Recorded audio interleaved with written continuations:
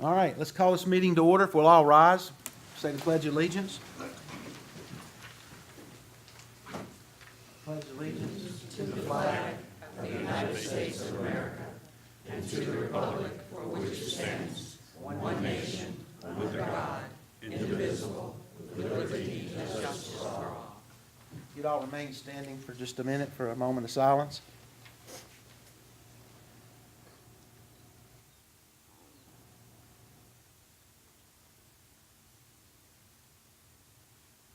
You may be seated.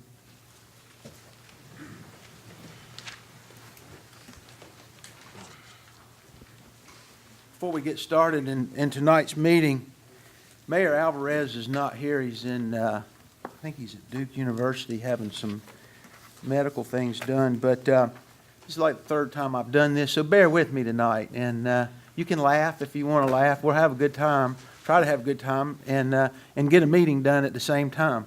But I'm not as near as I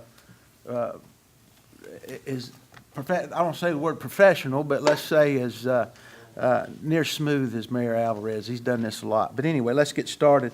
Do we have any additions or deletions, Yes, sir. Jerry? I'd like to remove 11A, please. At new business, private-public partnership for economic development. And I'd also like to make an addition as well, Okay. and that would be, let's do it the 5C, fiscal year 17-18 year-end savings. And 5D, regional towns development.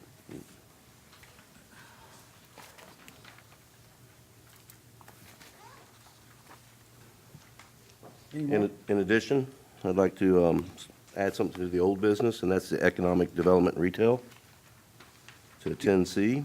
Okay. And one last one, board and committee appointment for the ABC board to 10D. Very good. Thank you, Jerry. Do you have any more deletions or additions? I'd like to, since Chase is not here yet, I'd like to move the 7 law enforcement update 7A. Let's move it to new business, A. 11, okay.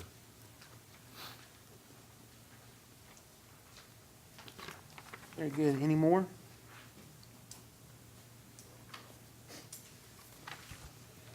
No more additions or deletions? Nope, I'm good. We good? Are we good? Okay. Do I have a motion to approve? So moved. Ms. Howes made a motion. All in favor? Unanimous. I have to vote too, don't I? All right. We're moving down to presentations. A, new business recognition. Move, pack, and clean. Is Linda Hill here? Come on up, Linda, and talk about your business for a minute.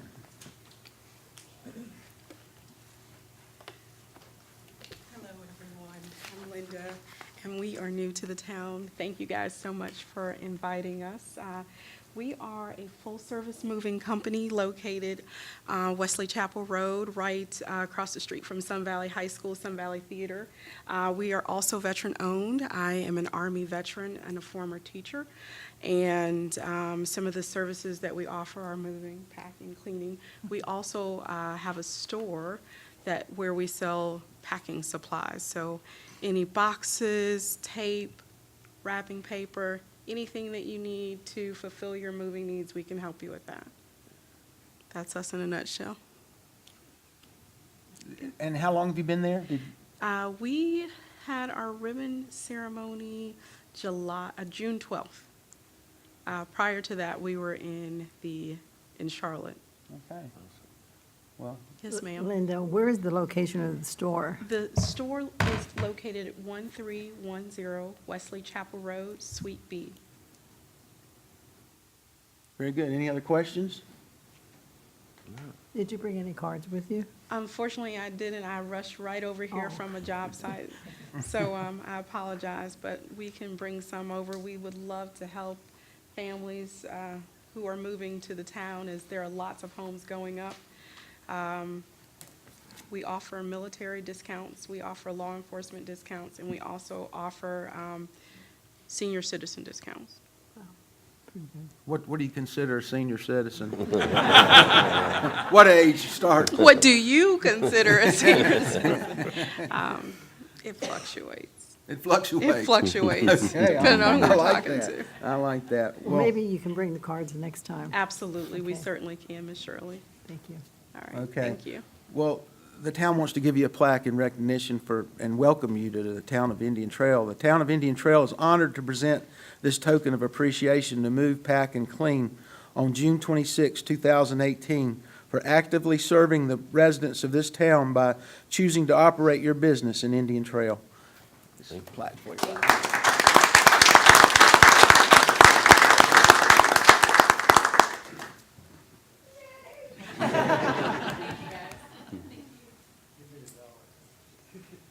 That brings us to DBAT Indian Trail. Is it Jim Starnatsky? Yeah, Strakansky, that's, not many times I get it. Yeah, I'm Jim Strakansky, and thanks for having us. We really appreciate it. I'm originally from Hilton Head, South Carolina. I'm a general contractor and land developer, and have some ties here. My family, my sister lives here, my son lives here, so it's kind of nice. One side note, what a great building you guys have, just saying that being a commercial contractor, really beautiful. But I'd like to introduce Jeff Churchich. He's kind of the baseball equation to the partnership. We're both co-owners, and I think he'll tell you a little bit more about DBAT, Indian Trail. Good evening. Thank you for having us. DBAT is an indoor baseball and softball training facility. It's based in Dallas and is about 20 years old. We're the 55th location going in the United States right now, and they probably have another dozen going in. So they're a very fast-growing franchised indoor facility. We offer indoor training, instruction, camps, clinics. So we're here to make your local kids much better in baseball. And we don't run any travel ball teams, so we want those teams to come to our place and train. Adults, anybody can actually come in and just do it. You don't have to be a member, but we do offer two types of memberships, different levels. One that called the gold membership, if you want to come in and purchase that, you get roughly about 150 swings a day. If you want to do a platinum, you get unlimited swings, and if there's open cages, you can go pretty much use the facility, at will. A lot of times those open cages are going to be used with camps and instruction, but we do have 13 cages, 4 have machines. We have what we call a hit tracks. So if you want to go in there, and if you're a Yankee fan and you want to hit in Yankee Stadium, you can go take cuts, and it'll track your ball and tell you how fast it came off your bat, how far it's going. If you want to go to Wrigley Field or your local stadium here, I mean, it's really sophisticated. So we can do a lot of lessons and break down swings on it. So I'd love to have you come by for a tour. Anybody, just tell, if you're from Indian Trail, we've got free swing cards that we're offering right now just to kind of get you in the door and take a peek. I think you'd be very impressed. It's very, very high class. We do have our GM, Coley Bowers, with us. He'll be running the show there. And Travis Sladen from DBAT Corporate. So we're not open yet. We're pretty close. We're trying to shoot for this Sunday in a soft opening. We're still waiting for some indoor finishes to get done, so I don't know if they're going to get there right now. But power's supposed to go on full force tomorrow.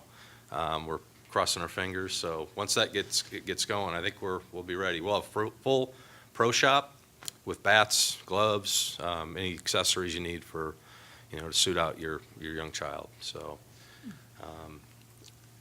that's in a nutshell. Where are you located? So we're at 13707 East Independence. So where Sports Connection, fitness connection is. It's right next door. Oh, okay. We figured if there was a Chick-fil-A there and a Waffle House, it must be a pretty good location. And in Indian Trail. Well, I'll try not to ask too many questions, but I have several questions for you.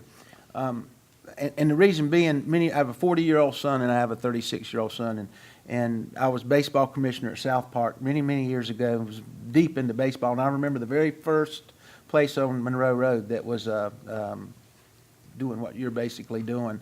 The two major league guys that started it, I can't think of their names right now, but now it's blown into a full-blown business. Do you do softball too?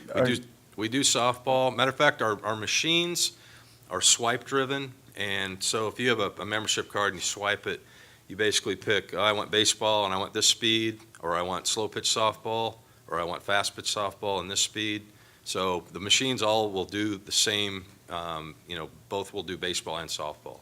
And where's your closest location, your other, did you say in where? So there's 55 nationwide. The closest one will probably be Asheville. Okay. There's 7 already in Atlanta. And so DBAT's really big in Texas because that's where they were started. And they are growing. My main business is park and playground equipment. I sell park and playground equipment. So we build, city parks and et cetera. I've been doing that 32 years, but I played baseball at South Carolina in the mid-'80s. I've always been a big baseball fan. My son's 20, still playing college. And ex-South Carolina pitcher brought this up. He goes, man, you got to see these D-bats in Atlanta. So he explained it to him. He goes, I'm thinking about opening one up in Chattanooga. So long story short, I brought it up to Jim, my partner, and he's like, when are we going to open one? They're so first class, and they've been doing it for so long that, we bought in, and, we're excited to be here, and, Well, thank you. I'm going to come by and ask you a bunch of questions. I'm not going to bore everybody here with all the questions I have for you, but I do have more questions. Very interested in what you're doing. It kind of sounds a little bit like, and I haven't gone to the golf. What is the golf thing? Topgolf? Top Golf. It sounds like it's a sort of a takeoff from Top Golf, except you're playing baseball, especially. But I haven't been to Top Golf, and so. Well, Topgolf is awesome, and a lot of people, when we compare, we're like the Topgolf of indoor baseball facility, except we don't have booze and food. Darn it, balls flying around, just, they don't go together, so. But yeah, it's if you come by and look at it, just, I will. you'll be I will impressed. Definitely. And we're going to have, with the hit tracks, we're going to have adult hitting leagues, so you might have it might be like a 3-man team that, instead of doing bowling, we're going to do baseball. So, and you can pick your speed, the cool thing about it, and, heck, for a little child, if a 10-year-old gets on a field and it tracks it and the kid's only hitting it, let's say 100 feet, you can actually hit a booster on it and it'll hit it out of the park. So it's really got a wow factor, it's a lot of fun factor for the kids. And the times that when we were kind of looking at opening up our facility in here, we were in Dallas, and a lot of times you walk out and, you just kind of pick the kid's brain. Hey, did you have fun here? And we love DBAT, so it's, our deal is we want it to be super fun. We're going to be super friendly. We don't want to shy anybody away. That's why we're not running travel teams, because we're not going to cut any kids. We want that 9-hole hitter to be the 7-hole hitter, and the 7-hole hitter to be the, cleanup hitter. So we're going to have really good instruction. Coley's the next pitcher at South Carolina. So we're going to try to make baseball better around here. Well, thank you. And let me read you the plaque I have here. The town of Indian Trail is honored to present this token of appreciation to DBAT Indian Trail on July 10th, 2018 for activity serving the residents of this town by choosing to operate your business in Indian Trail. We appreciate you. Welcome.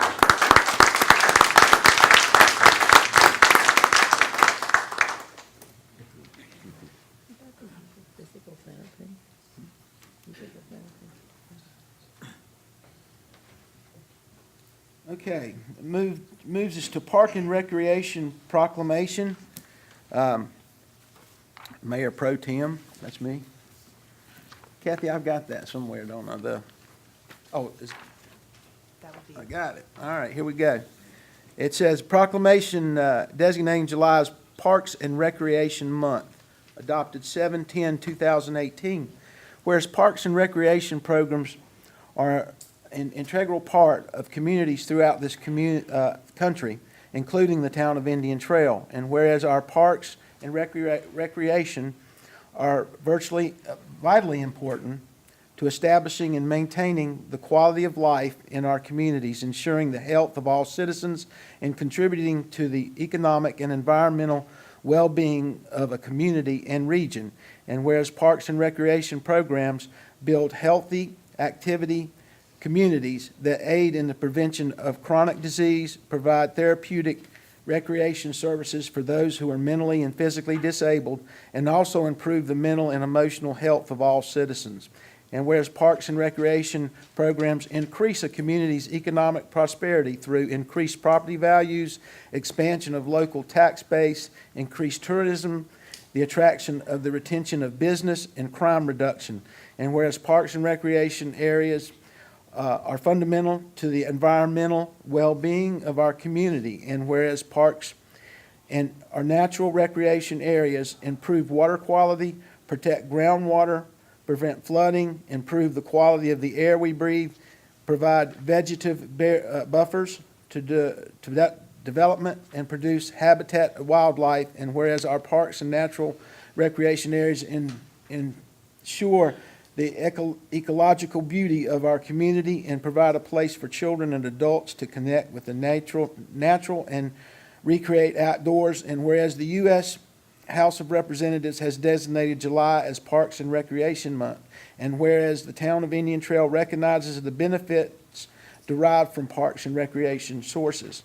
Now therefore it be proclaimed that I, David Cone, Mayor Pro Tem of Indian Trail, do hereby proclaim that July is recognized as Park and Recreation Month in the town of Indian Trail, duly adopted this day, 10th day of July 2018. Do I give this to Jason, or what do we do with this? I'll take it. You got it? Jason, I feel like I ought to give it to you.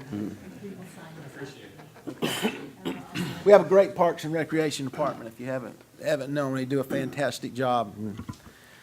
About 99% of that I believe, and there was a couple of things in there that but anyway.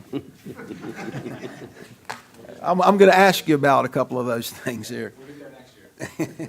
But anyway, okay. Brings us to presentations D, Regional Towns Development, Mr. Sadik. Savings. Let me see. See. C, I'm sorry, did I skip one? Okay, yes, 17-18 year-ending savings. Mr. Sadik and Jim, both of you.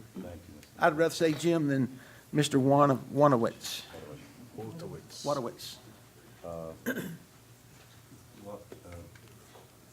Thanks for adopting the budget, and we owe it to council and the residents.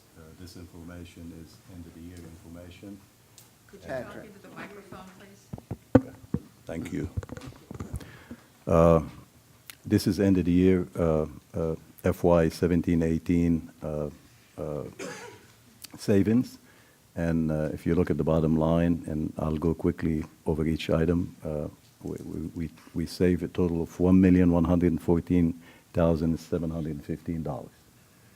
So that was a good year. And briefly, if you look at the salary items, we did have a few positions that we did not hire, and the item under that is a fringe benefit related to the salaries.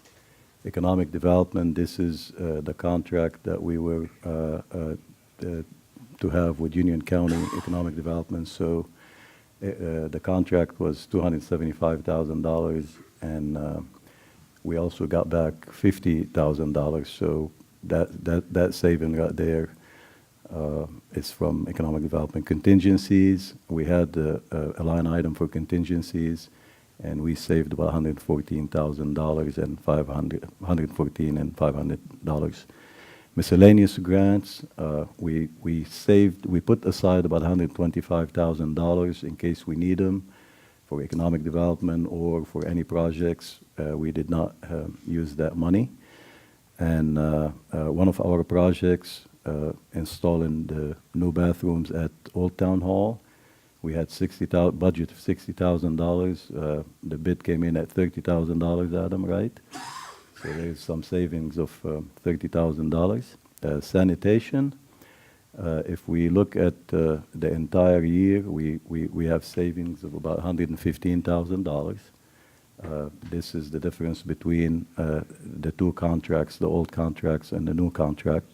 Not to mention approximately about $1 million that we saved during the bidding process.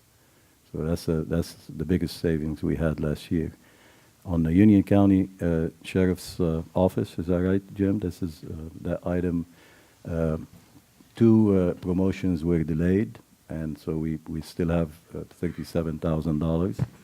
And code enforcement minimum housing, we did put aside about $37,500, and we did not use that. That's correct, Rox? And miscellaneous from all the departments is about $121,000. So it all total up to $1,114,715. I thought that's a good job for 1 year. So we wanted to share that with council. And I know some council members in the past requested that what's that number that we're going to end up with. Any questions? Yeah, what does that mean for the general fund now? What's our general fund balance? Okay, Jim?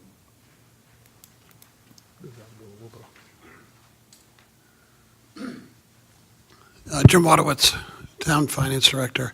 Jerry, basically, this money goes right into the fund balance.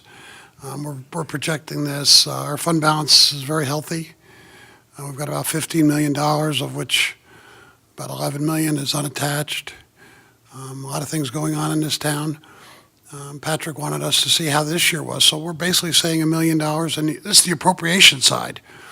Next meeting, we'll show you the revenue side. We had another good year. So it goes to good budgeting, and the economy is good. We're doing good in sales tax. Interest rates are creeping up. We've got Patrick has me invest the money where the best interest is available. Makes a difference. So another good year. So does that mean that the fund balance will increase to 16 plus whatever? Yes, it's going up, Marcus, but this side's $1 million, and the revenue, you'll show you that as well. So So we'll have about 12 million unallocated. available. All right. You know, the code says we have to keep X amount, the LGC says, but we're a very healthy town, as the first page in the budget book said. Moody's said how robust our financial situation was. That's a nice compliment. They don't give that out to everybody. Good job, Patrick, and stuff. That's pretty good. Thank you, Jim. We comes- do have options. We could take the money and reduce the amount of, like we're requesting for CIP projects, so many millions of dollars. That could be $1 million out of the $3.7 million. We could also invest it, make money on it, so we could pay the interest that we're paying on the bonds, or we could go ahead and pay some bonds. So we do have many options. We will revisit that, and Jim and I will come back to council for recommendation. Thank you all for the update. Thank you. Yes, sir. Before you sit down, and if we would, and the only reason I say this, raise your hand, so I can, not that I care that much, but just so we all don't talk over each other. Right, Shirley? Right. Okay, thank you. I wanted to say a couple of things. First of all, $1,114,000 savings is, on a budget, is phenomenal. I think it's unheard of. I've never heard of anything like that before, and I just want to, commend you on your job and you on your job and all the staff, because it's not one person that does it all. It's all of you that are part of a team that's fantastic. And man, we got a good team here, and I just hope it continues. And one of the things that I'm really proud of all of these things, but I read this sanitation that we shaved $30,165. But not only did we save that much, that beat the prior years by $115,000. So not only, if you add them both up together, it's $145,000 savings, and we have quite a few more homes to do than we did last year. So I think that speaks volumes too. And I want to commend council, the council that voted on the sanitation too, that voted and made that decision to switch companies. And it's a team effort. And I appreciate it. And I appreciate what you guys do, so I Thank really you. do. Thank you very much. Now that moves us to the regional town development. Mr. Sadik? Thank you, sir. Mr. Mayor and Council, what I wanted to do here is to share with Council and our audience a few new items that surrounding towns and the regions that they're using. And what we wanted to do is we want to look at lessons learned from these towns because we are in the preparation of doing our downtown revitalization. So I have a large number of slides, but I'm going to fly over them. What we're looking at, the first slide that we're looking at is the town hall for town of Stallings, and you could see not much going on around the building and just next to a two-lane street. And I'm going to try to talk a little bit about the infrastructure so you could kind of compare one town to another. So simply two lanes, town hall, not too big, not too far from the intersection of Monroe and Stallings. This is another shot looking at it from Monroe Road, and you could see there's some commercial next to town hall. We took a few shots for Indian Trail, downtown Indian Trail, and this is one shot. Michael, another one.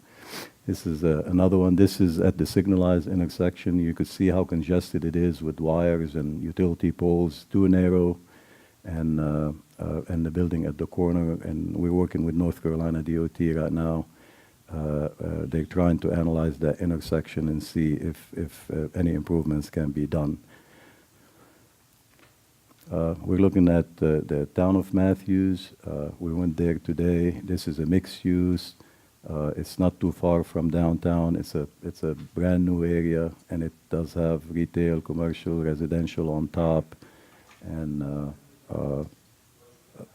kind of small village type. And you can see they have apartments and offices, and again, it's large. It's a huge.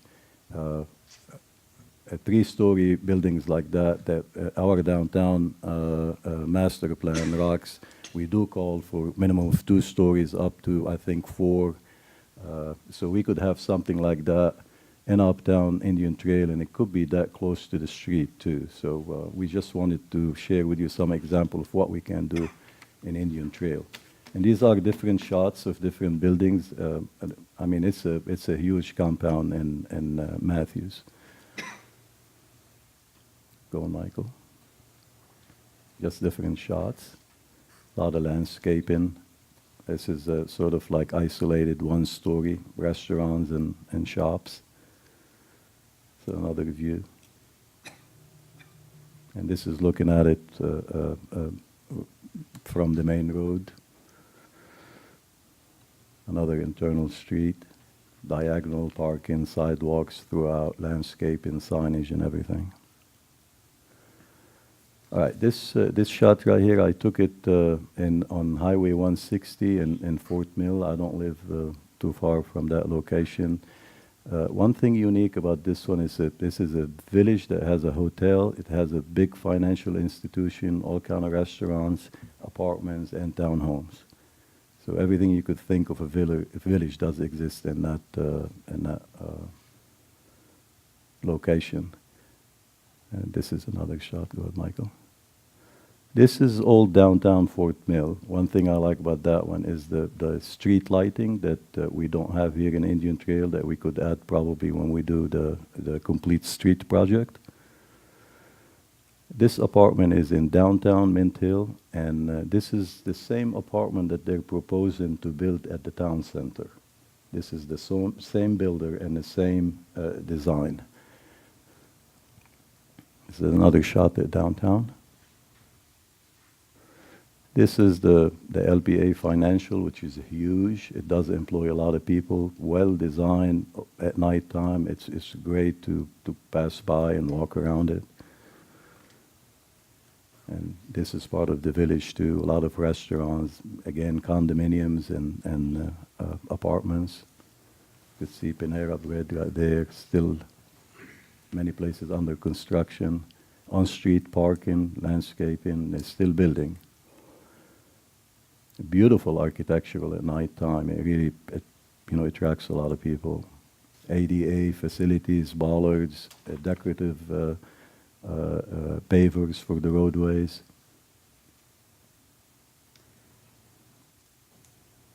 And this is a nice restaurant outside the deck that faces a big pond, a lot of natural stuff out there. Again, the architecture is just so nice at nighttime, and we would hope that our developers here in Indian Trail could implement something like that bring downtown and change it a little bit. This is another village that exists in Mint Hill, and is surrounded by residential single-family dwellings, so a lot of people walk into this street for restaurants and shopping. It's another view. Davidson, the college. Not much going on there, but this strip right there downtown, it has been there for a long time. It's very congested at nighttime. There are a lot of restaurants in the back that you see a lot of people, a lot of crowds at nighttime mainly, and when the weather is good. I wanted to share this. This is over I-77 between the lake and Huntersville. And one thing I like about this is if you look at those signal heads that you have them on decorative poles, that is something we could use at the intersection uptown, so we could prevent using mast arms and a lot of span wires, so you don't congest the overhead look of the town. But that is something DOT began to work, and probably will communicate with them to see if we could use that at the intersection of Matthews Indian Trail and Indian Trail. This development right here is in Cornelius. When my brother and I developed a couple pieces of land in Cornelius in 1987, there was nothing there. Karen, you're familiar with this area. And it's probably 15 feet away from the railroad track. It's a big village too, and like I said, multi-use, retail, condominiums, apartment, anything you could think of. Just different views.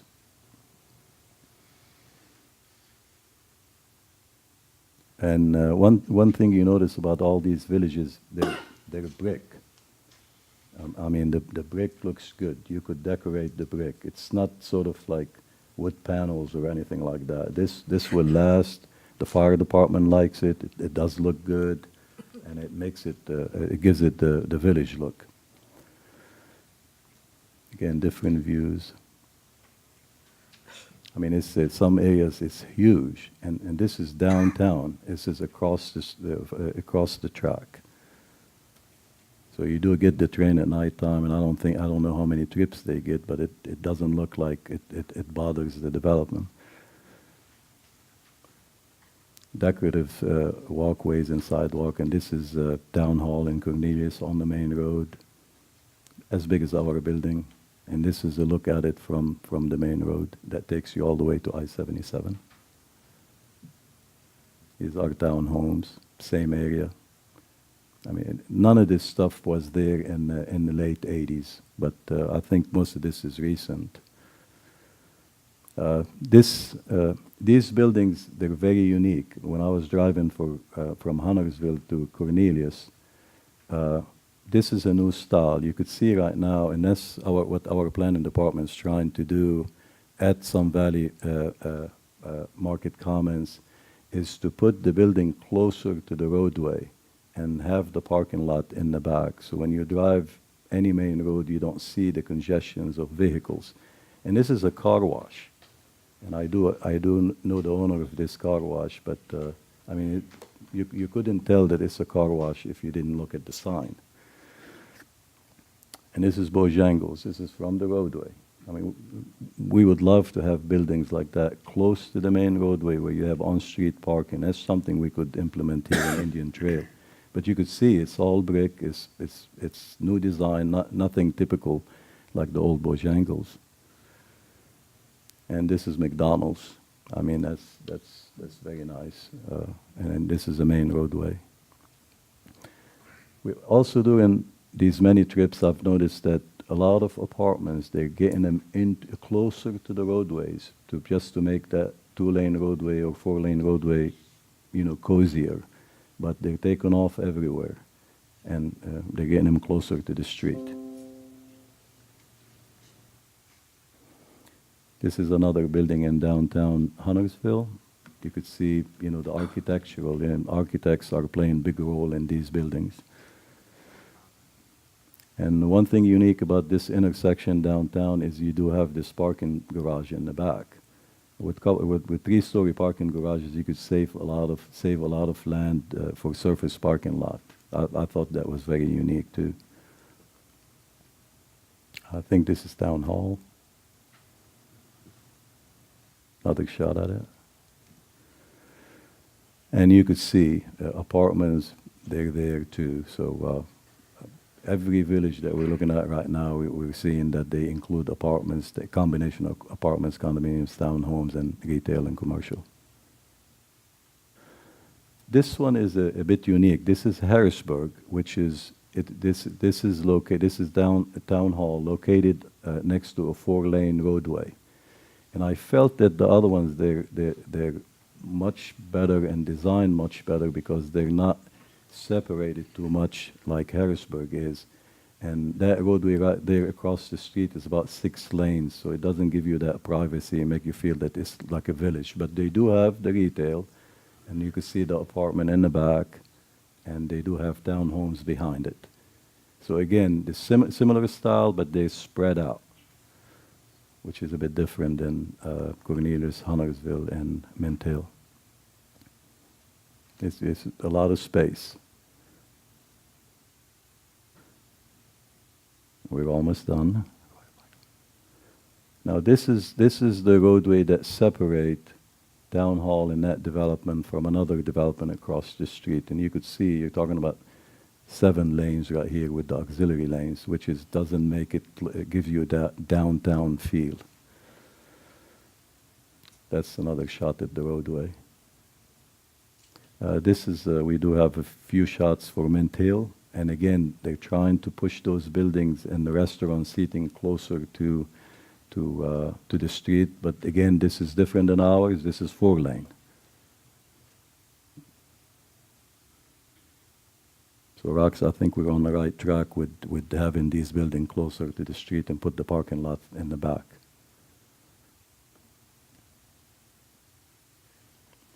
That's it. Any questions?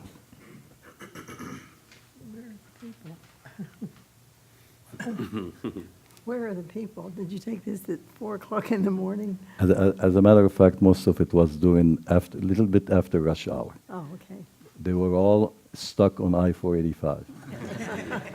No, this is true. All the way from Huntersville to Cornelius, there's one exit where it's just deadlock. I notice in most of these towns, they have utilities that are underground. What's the cost to do that versus overhead? Is there some return on investment, down the road, especially with maintenance and the whatnot? Good question, Ms. Moore. I think the town requested from Duke Energy or whatever a cost estimate in about 5 years ago, and I think it's more reasonable to take everything from one end to another rather than doing it in pieces. So when we met with Duke Energy about 3 months ago to get their input on that, and this is what we're trying to do with developers right now. Let's say the town center. The town center will be taking those wires in front of their acreage and drop it down. But the most economical way to do it is to do it all the way from Independence to Monroe. If you want to do something like that, you're looking at probably $5 to $6 million project. And $5 million was the number that was shared with the town a few years back, right?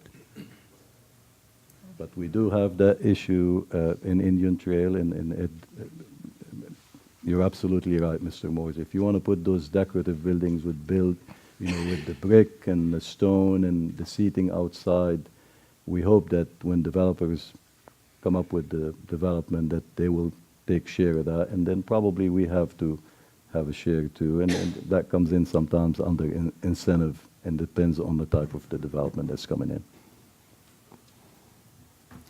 So that would mean that the town would have to bear the cost of the 5 million, essentially, if we were to bury these cables from Independence all the way to Monroe. That is correct, sir. I would say probably about 5 to 6 million, all done at one time. They mobilize at one time, and the best time to do it is before you build the complete street.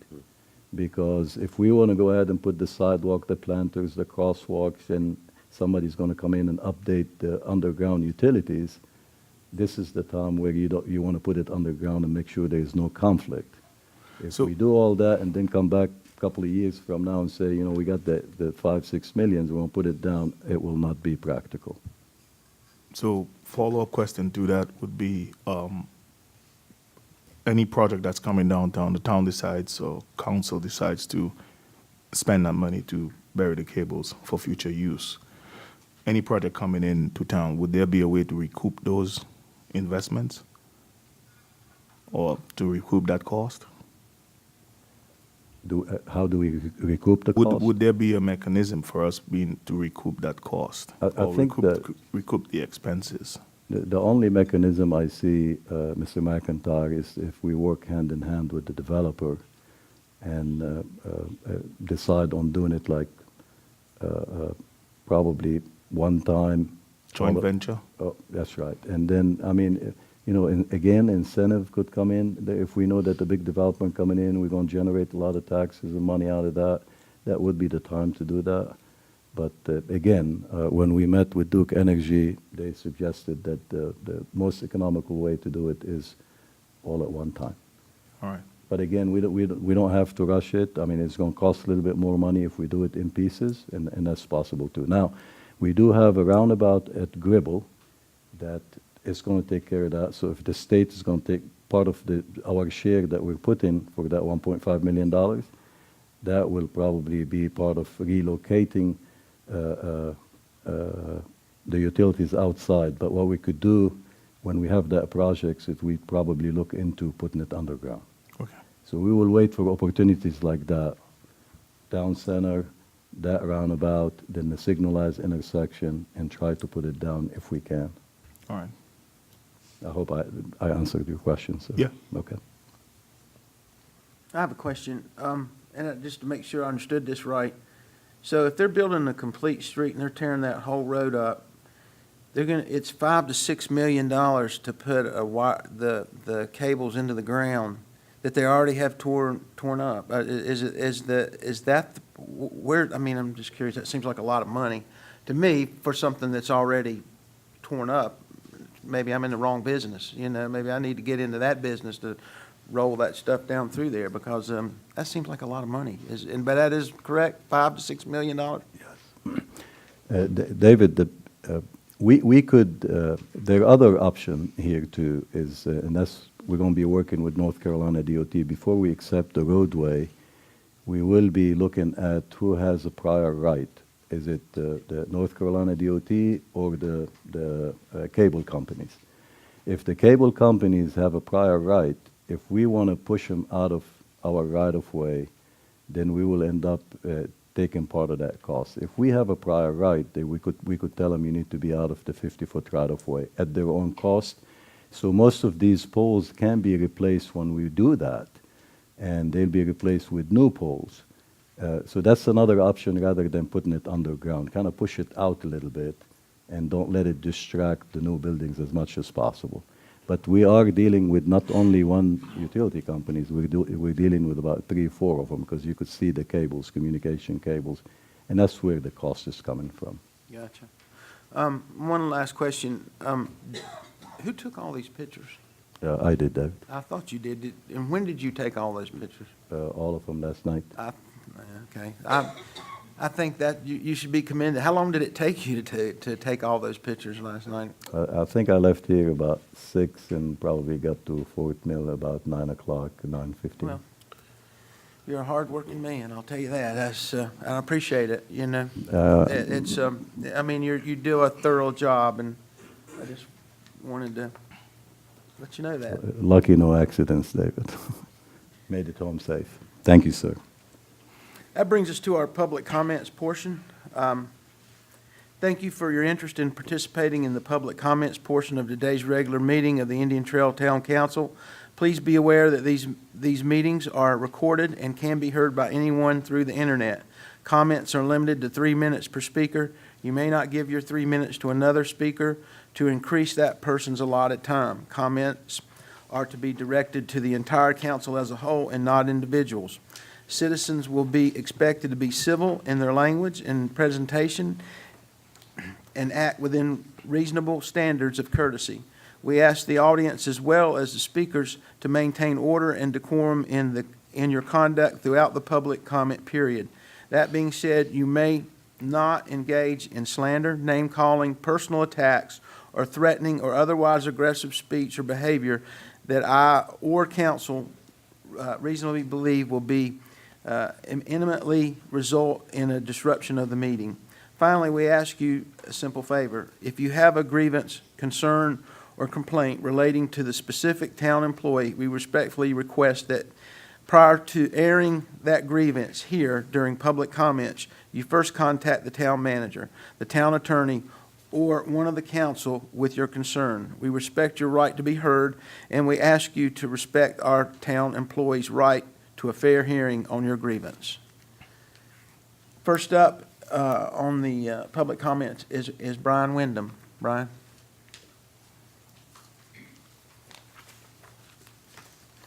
Good evening. Thank you. Brian Wyndham, 4849 Old Monroe Road. I'm here to talk about the Super Street. In the published minutes in today's agenda, Mr. Cohn had pondered if anybody had contacted me from DOT to make accommodations for us to save our home as part of this project. In September, Mr. Cole did work with us, sent me an email that he would be adding to the plan adjustments so that we may keep our home. However, email also stated the caveat language that plans can change. So I have good feelings, but I don't have, confidence 100% that we'll be able to maintain our home. I can give you examples of business owners I know at Hood's Crossroads that were promised access, and today they do not have access. So with that said, now, assuming that I can keep my home, I'd like to talk about this design. Also in the published minutes, Mr. Sadek mentioned that it looked as if DOT is moving ahead with the Super Street design. What they tell us about the Super Street is that it will eliminate collisions from left-hand turns. That's one of the benefits of this design. If you'll go back to the environmental assessment that was published in the traffic study, 55% of the accidents that happened along our corridor were rear-end collisions. Only 11% were left-hand turns. I asked for a design that helps us with our problems. I also mentioned to you before that Dr. Hummer at NC State has studied 3 locations of these super streets within North Carolina. One of them showed a 1% improvement in rear-end collisions. The other 2 locations showed a 12% and 22% increase in, I'm sorry, I said that wrong. Yeah, 1% improvement, but the other were 12 and 22% of rear-end collisions, they got worse. And I can speak to the fact that I'm a victim of a left-hand turn trying to turn into my home waiting for oncoming traffic. So we have people that cannot navigate 2 lanes. I cannot imagine what's going to happen with a super street design. I drive through, 74 with the changes that are going there. Perhaps it's just poorly implemented, but I just have grave concerns about splitting our community up with this design. A number of our residents are on the other side of 74 from us. I'm hearing that it's already chopping us up that way. I would hate to see Monroe Road create further division in our community, and I don't think it's improving us any. So appreciate your time. Thank you. That brings us to Mary Ann Rolder. It's Mary Wynn. I said Mary Ann. I just wanted to say Mary Wynn, but go ahead, Mary Wynn. That's fine. As he said, my name is Mary Wynn Rollletter, and I reside at 5025 Old Monroe Road. And I know there are some new faces on the council since I last spoke about the Super Street on Old Monroe Road, but I believe all of you are aware of the opposition to this from the residents. Something does need to be done. The Super Street concept on Highway 74 at Lowe's and Aldi is a nightmare with not being able to go straight across. It takes longer, it creates safety concerns, and is just a nuisance. It's heartbreaking to imagine that this could be in my front yard and that I have to go on a road designed like this every time I pull out of my driveway. NCDOT and other public officials are determined to implement this according to the minutes from the last meeting. Speaking of the minutes, I want to set the record straight. Mr. Cole did not reach out to me. We reached out to him. Being one of the residents involved, contrary to what was said, the issues have not been resolved. In fact, last I saw, the bulb was moved from my neighbor's yard to in front of my house. So the Super Street is on go in spite of all the negative public feedback, public hearings, and resolution the town council put together. Have any of you heard from any of the residents that anybody's in favor of this? I've talked to hundreds of people, and only one person that I've spoken to has said it's a good idea. That's one out of hundreds. I have a petition with over 600 signatures in opposition to the Super Street. Yes, Old Monroe Road needs widening, but the Super Street is not the answer. We need your help as the council to protect our town and streets. I understand Old Monroe Road is a state-owned road, but the town of Indian Trail is handing over $10 million to support this project. So we should have a say in what type of road we get. That is why we're appealing to y'all as the council. Please take a stand for the citizens of Indian Trail, like the town of Matthews did for its citizens, and demand that the DOT rethinks their plans. After all, $10 million is a big price to pay for something most people don't even want. If implemented, the Super Street will negatively impact businesses along Old Monroe Road as well as residents. We do need a 4-lane road, but not a Super Street. Time is of the essence. Please stand behind your resolution and hold the NCDOT accountable to widening Old Monroe Road, not destroying our town. Thank you. Ray Killo?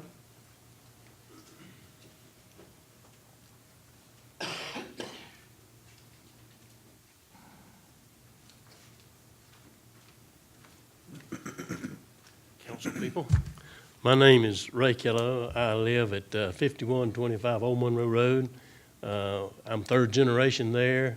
You just heard from the fourth generation, and we're raising the fifth generation there now. So we have an attachment to the property, no doubt.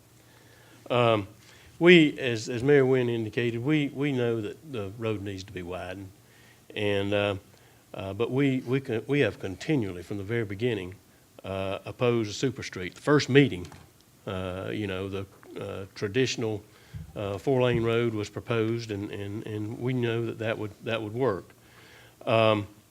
You sent a letter along with the town of Stallings and Matthews to DOT stating our position.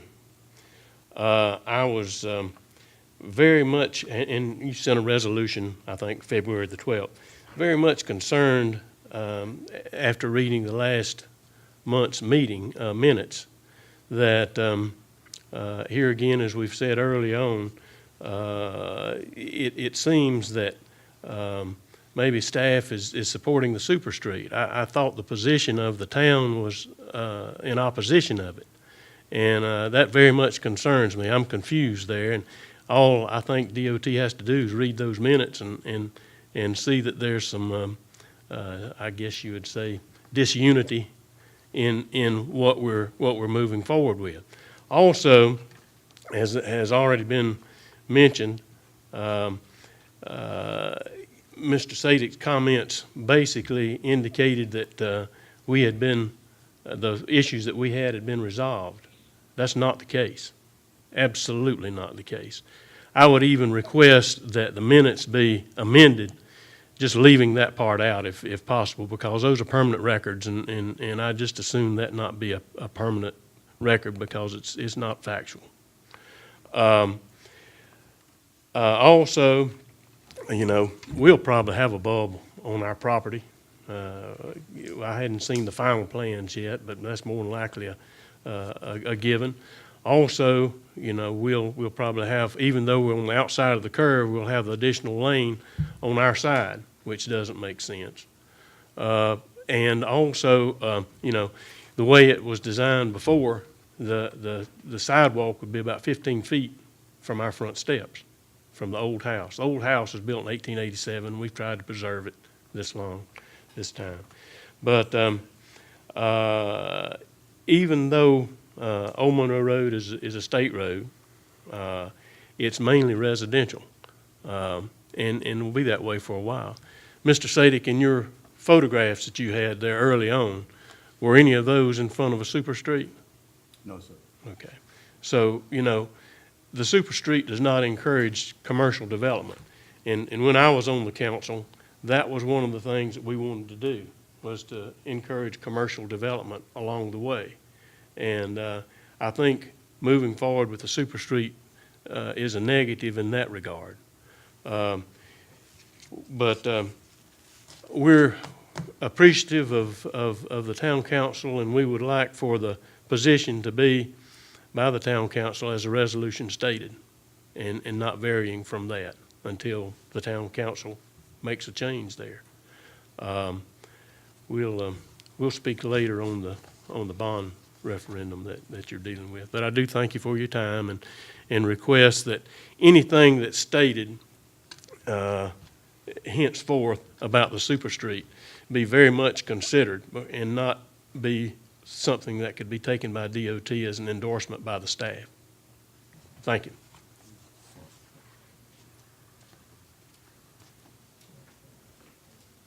Oh, I'm sorry. Beverly Jones.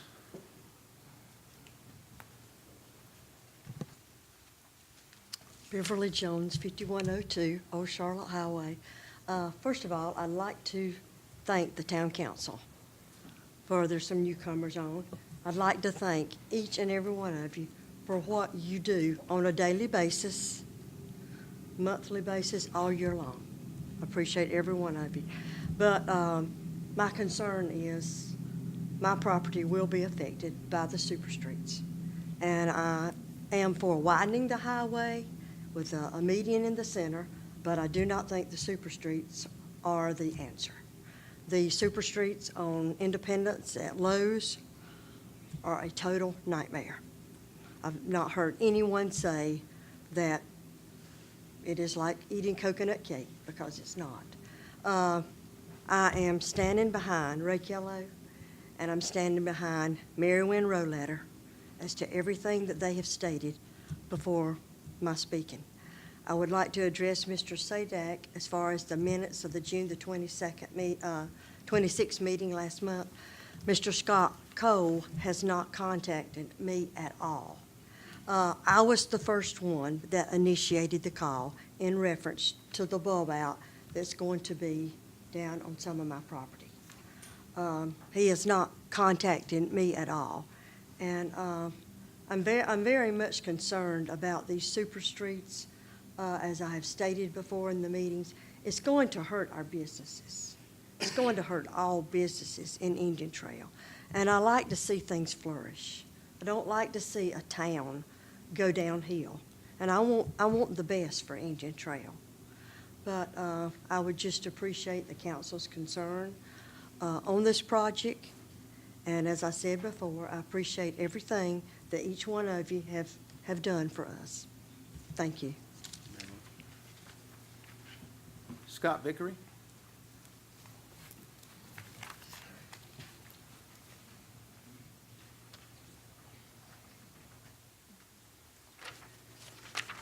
Hi, folks. I'm Scott Vickery. I live at 1400 Chestnut Lane. I'm a lifelong resident of Indian Trail, taxpayer and a stakeholder. And I'm not going to speak for the super street because the kiddos might star and feather me. I do hope that there's something good to come out of it. We desperately need it for a very, very long time. Monroe Road has been a nightmare for a long time. But I want to speak tonight. I have no specific agenda, but I want to talk about growth and traffic a little bit. Maybe next time I'll sign up first. A lot of people have touched on some things that I wanted to speak about. But first off, I would like to once again, several people have thanked you for your service. I want to do that. Thank staff. But I really want to say that I appreciate all of you all getting along and working for the town. Seems to be very cohesive, and I thank you for that.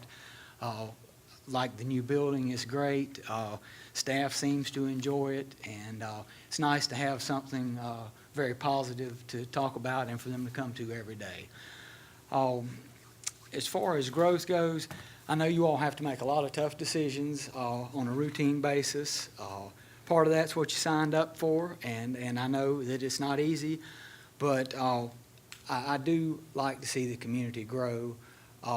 If we don't grow, the town to the north of us, south of us, east or west, will take the growth. And I really believe that free market dictates most of it. I'm sure you've had more than one apartment group come in over the last while. They won't all be built. Those folks, when they're dropping 30 or 40 or 50 million dollars, they do lots and lots of research, and there may be a lot of tire kickers, but there'll only be a few of them built. And talk about apartments in Indian Trail 20 years ago, that would have been very, very foreign. Things have changed. I think we put in the right place. I think they're necessary. I don't want the answer to be no on things like that. I want us to be seen as a very progressive community, not a pushover by any stretch. You all do a very good job. Staff, planning, engineering, they take care of a lot of that stuff, make sure it's aesthetically pleasing and will age well. But I do want us to keep growing. Highway 74. We'll see when it's finished. I'm not an engineer. I hope it turns out well. It's foreign to me, so maybe once they get it all implemented and the bypass all settled, maybe it will do what it's supposed to. I certainly hope so, because we're going to have to live with it regardless. And I think that's the folks that spoke in opposition to the super street of Monroe Road.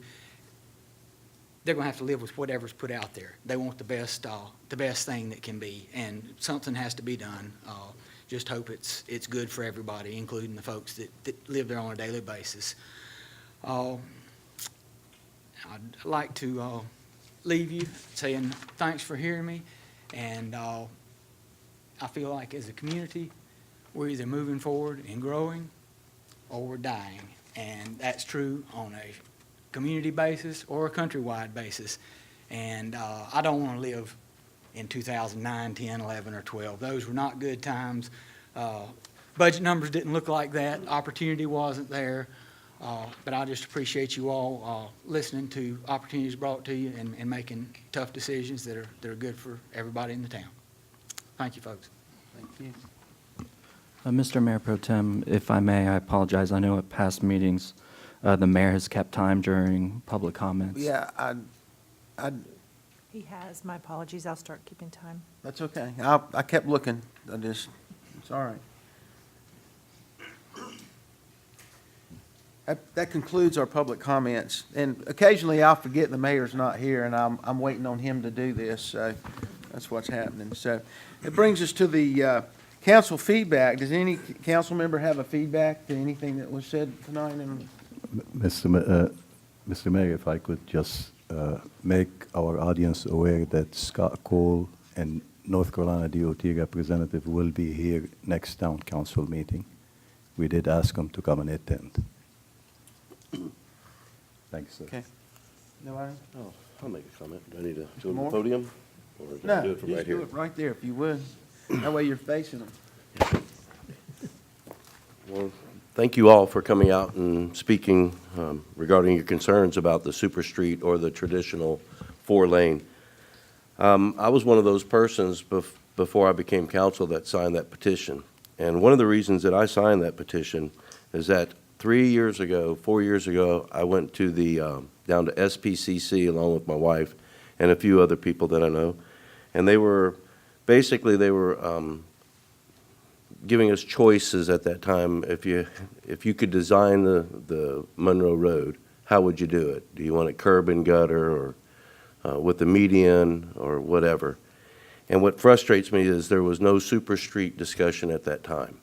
So I felt then, and I feel now, that was kind of a sleight of hand. Let me show you a couple of proposals here, but when 3 years later, there's something totally being presented.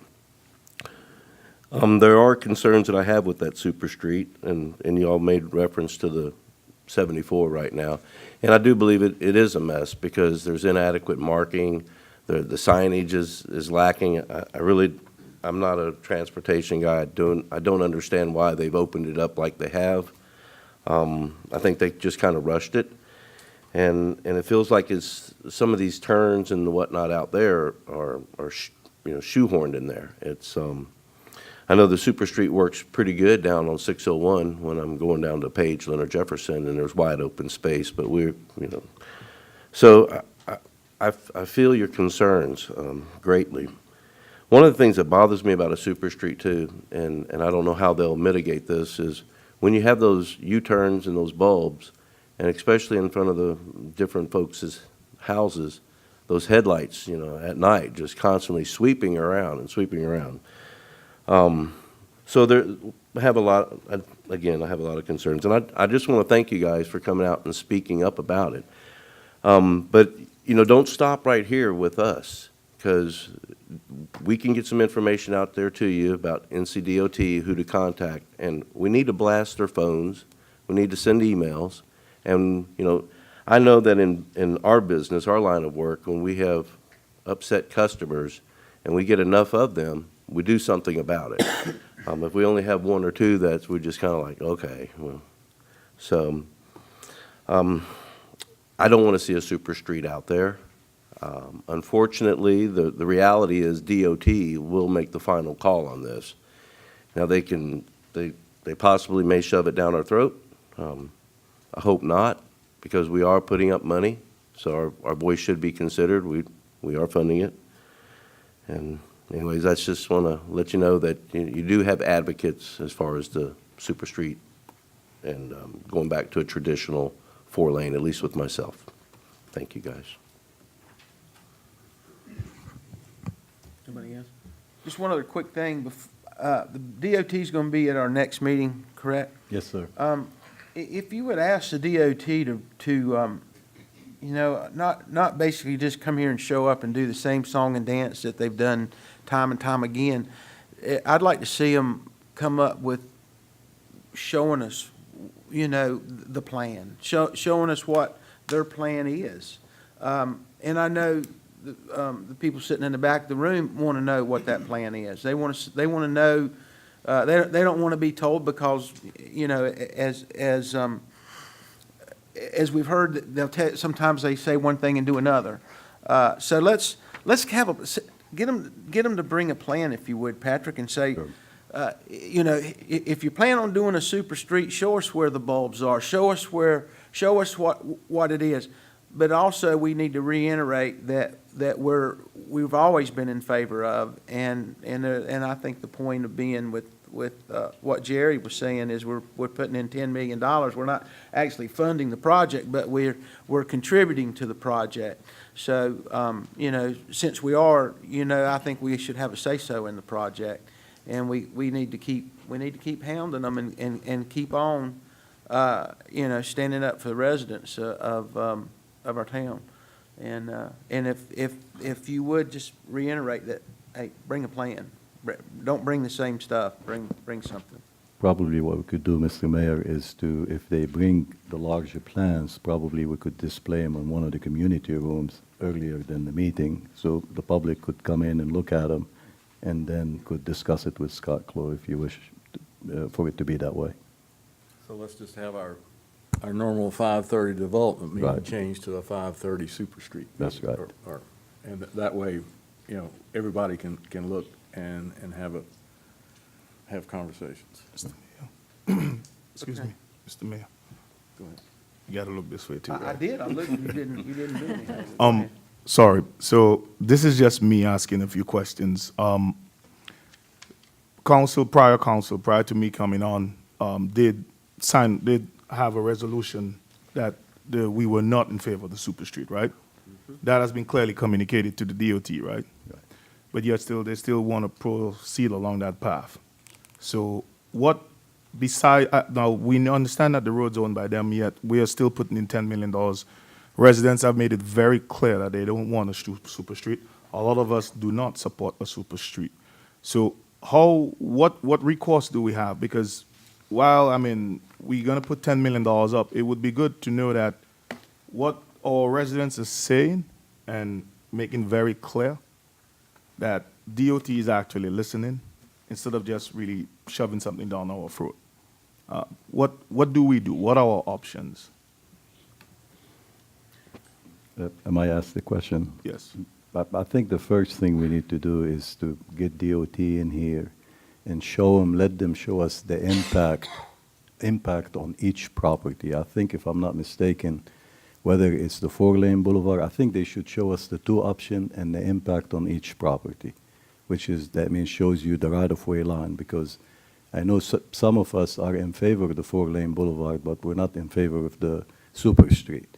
Also, we were told that some horizontal alignments were adjusted, but apparently they have not. So I think the first step we need to do here is to bring the plans, let our residents look at the impact, and then from there we could decide if we move to another option or just tell DOT that, that the town is not in favor of that. But I mean, will that something work for our residents, is to bring them in, let them bring their map, show us exactly where the impact is at, review it, and then come up here after the workshop and go over the stuff. I mean, I think that's the best way of communicating, because I know, Mrs. Jones, you communicated with me so many times, we did not get a response for a long, long time.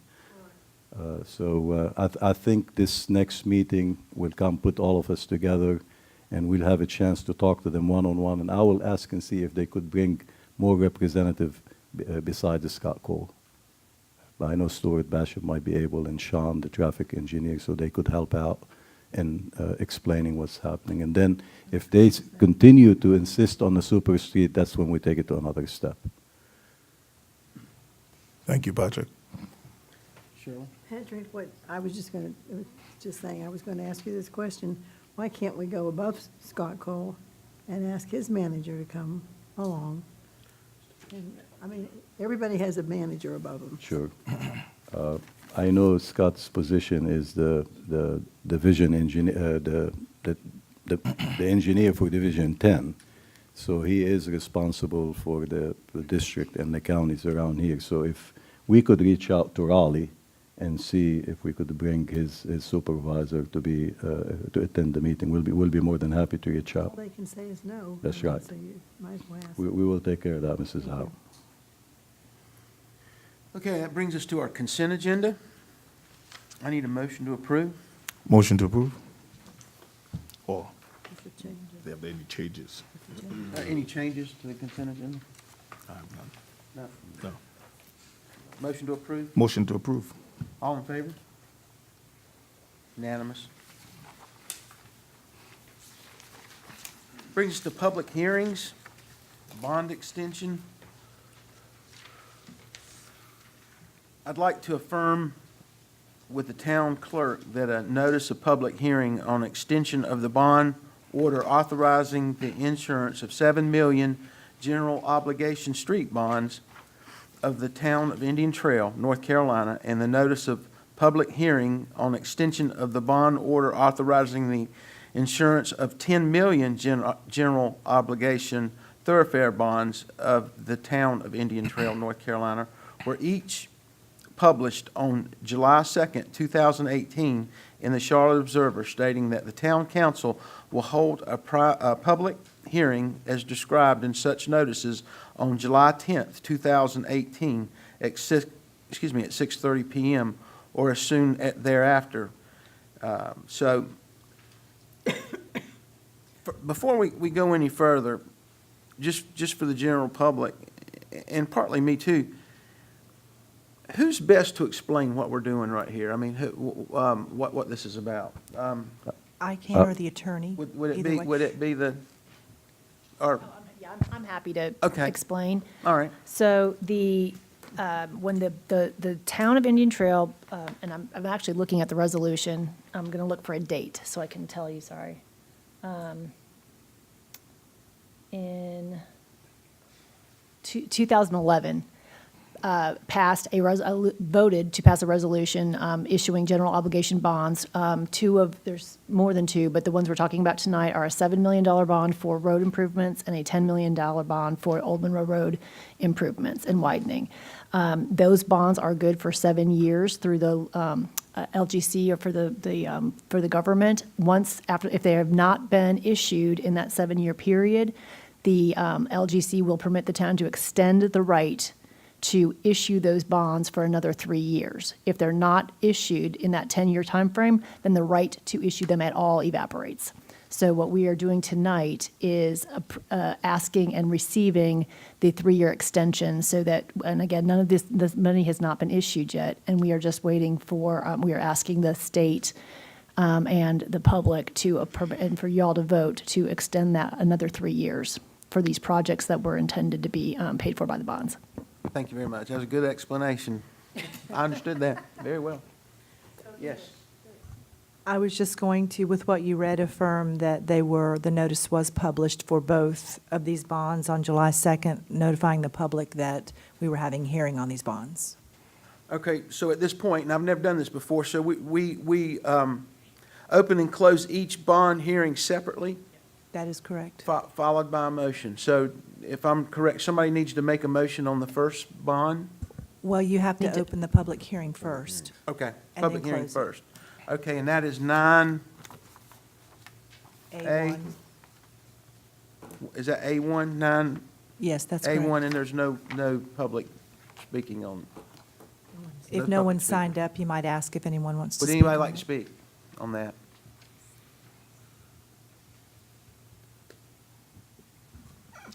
Raise on 9A2. Mayor Pro Tem, we're going to need to close the public hearing on that first one also before and we Well, can do one at a I'm- time. I'm thinking, Ray, do you want to come up and speak on 9A1 first, or do you want to, because, The Monroe Road. well, you got up, let me ask you, which one did you want to speak on? The second one. Okay, well, I'll close, okay, let me close that then. Let me close the public hearing on that one. And then do a motion. Read the Make a motion. We're making a motion to accept the bond, to, Look on your sheet. The motion is on your sheet. Mayor Pro Tem, I'll make a motion to approve order OR 180710-01, bond order extension for the $7 million street bond. okay, all in favor? Unanimous? Okay, that brings us to extension of the thoroughfare bonds for the $10 million bond, correct? And we do have a speaker. You're going to want to open the public hearing for that one again? Open public hearings up to speaker, Mr. Kello. I guess I'm as negative tonight as I've ever been, and I kind of apologize for that. But nevertheless, what happens if the town council does not extend? The bond expires, and the town no longer has access to that $10 million. What would, here again, you think about what the $10 million was for originally. It was to expedite the completion of the road.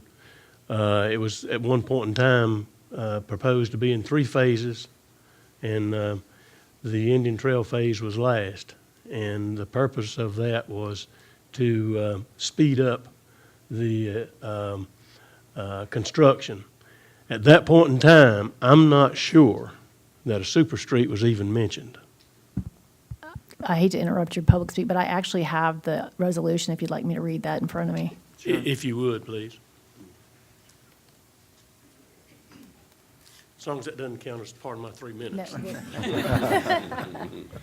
It says $10 million of bonds to pay the cost of widening Old Monroe Road in the town of Indian Trail from 2 lanes to 4 lanes, including acquiring, constructing, reconstructing, widening, extending, paving, resurfacing, grading, improving, or beautifying of such thoroughfare, the cost of related studies, plans, design, acquiring, constructing, reconstructing, improving, or beautifying sidewalks, curbs, gutters, drains, bridges, overpasses, underpasses, grade crossings, turn lanes, and other traffic control measures, and providing related landscaping, lighting, and traffic controls, signals and markers, and the acquisition of land, rights of way, and easements in land required therefore. No mention of Super Street.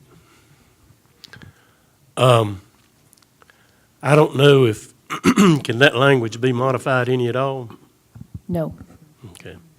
I would ask that it be considered directly being tied to a conventional four-lane.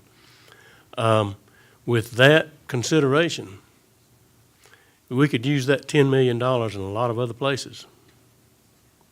And here again, if there's, can we postpone that any at all to get any kind of readback from DOT as to whether or not they're going with a proposed super street or not?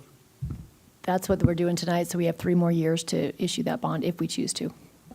But there's still a choice at some point in time as to whether or not we can issue it. Correct. We have 3 more years, and if we don't issue those funds within the next 3 years, the bond will expire, and we'd have to go through the resolution and the general obligation bond process again. And I don't know what kind of repercussions there would be if we would not agree to contribute that $10 million to the widening of Old Monroe Road if DOT chooses to go with a super street. And we really don't know what would happen if that was the case. But I think it would at least send a message and would be, I think, representative of the town people's feelings about the super street. Here again, like, you know, if we go through and we write the check, we roll over and write the check, then, you know, it's done. And we've endorsed it in essence as a town. I would respectfully request that we consider, if we approve it now, or if we approve it with conditions, which you say we can't, how much longer do we have before the town would need to approve it? That's the question. Not very much. I don't know exactly. I can't answer that, but we're, there you go. November of 18. We should know something by then. I would request that bond approval be tabled at this point in time, and the consideration of that be made at a later date. Thank you. Thank you, Mr. Keller. Good idea. So, question. So we have $10 million bond for improvements. Does not state whether it's 4-lane, it just says improvements. No, the $10 million for Old Monroe Road is for the widening of Old Monroe Road from 2 lanes to 4 lanes. 2 lanes to 4 lanes, doesn't say anything about Super Street. No. And forgive me, because I've been part of this, but don't know it, don't know a lot. So the $10 million has not been given to NCDOT. No, that is not, that's a bond that the town of Indian Trail would issue as needed for purposes of constructing Old Monroe Road. So And- is there as Mr. Kilo said, is there a legal way that we can say, no? No. That it can only be used for a 4-lane? No. No. Well, that's all it can be used. That is what the bond can't be used for anything else other than widening Old Monroe Road. I have spoken with the town's bond counsel, who is, there's lawyers who specialize in this area. The super street concept is included in the expansion to 4 lanes pursuant to this bond would be able to be used for a super street. Okay, so if we then don't renew the bond, the bond was initially, I thought, to speed up the whole process. Is that correct? Trying to get, There's probably some component at the time that when the town made a contribution to an NCDOT project, it might have gotten bumped up the list to make it happen faster. I'm saying that just with general knowledge. I don't have any specific knowledge of this. That's a fact. That's a fact. That happened and that originally it was supposed to start somewhere around now, wasn't it? And that was to move it up to about 2018. And then if I'm not mistaken, now it's moved, further back. It was the number 2 the number 2 project in the state, ranked number 2. And then it got bumped down through politics and who knows who and what, through the process, happened. I guess what my question is here too is, and all due respect to Mr. Kello and everyone sitting in the back of the room, if the council decided to just extend it, they're still not saying they're going to take it. Oh, absolutely not. They're still not going to say, yes, we're going to do this. I'm not sure that's going to play any favor one way or the other into whether or not they build a 4-lane or a super street. And I think what you run the risk of, though, is you run the risk of really telling the general public that you're not interested in widening the road. And that's what worries me, is to make the whole town upset. Okay, this council's decided, well, we're not going to get that. And ultimately, that's the goal here, is to get a 4-lane and widen the road. And that, I don't want to send that message that, hey, the council's not interested in working towards getting a 4-lane. I think this council's going to work real hard and do anything it can to support the residents on whether or not it's a 4-lane or a super street. I don't think there's any doubt about it. I think it gets dangerous, and anybody's recommendation is if we failed to extend it, then we're cutting our, and I know you're not saying extend it now, but eventually I do feel like we're going to have to extend it one way or the other. There's no harm, no foul to extend it. But the funds, those bond funds will not be issued until this council decides to issue them, and for whatever purpose. And if you decide not to issue them, you don't have to.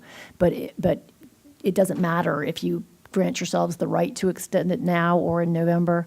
Nothing changes with respect to what's going to happen. But you do keep your funding mechanism available in case you can cut a deal with the DOT. Well, I'm going to ask council. With that being said, I think that the best option right now is to go ahead and extend it and have it in our arsenal, and then, as a council, we can decide. I disagree. I think that we should table A2 for a little while, have Scott Cole and the DOT come in here, and this does send a message to them.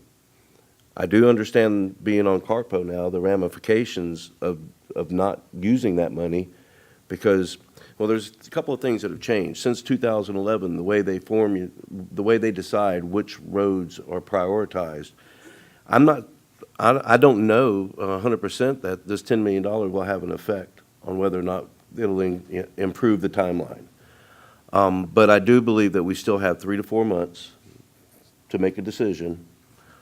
I agree that I think that we should keep our options open for 3 years, but I also believe that if we table this, let those folks come in here, they realize how much this means to us, $10 million, that maybe it will get their ear and just afford us a little bit more time to discuss it with DOT.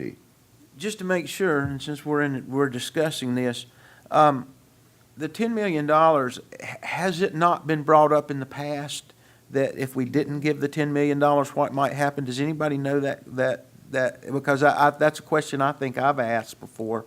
And, if what you're saying is, and what I'm asking is if we pull back the $10 million, are they just going to pull out of the project?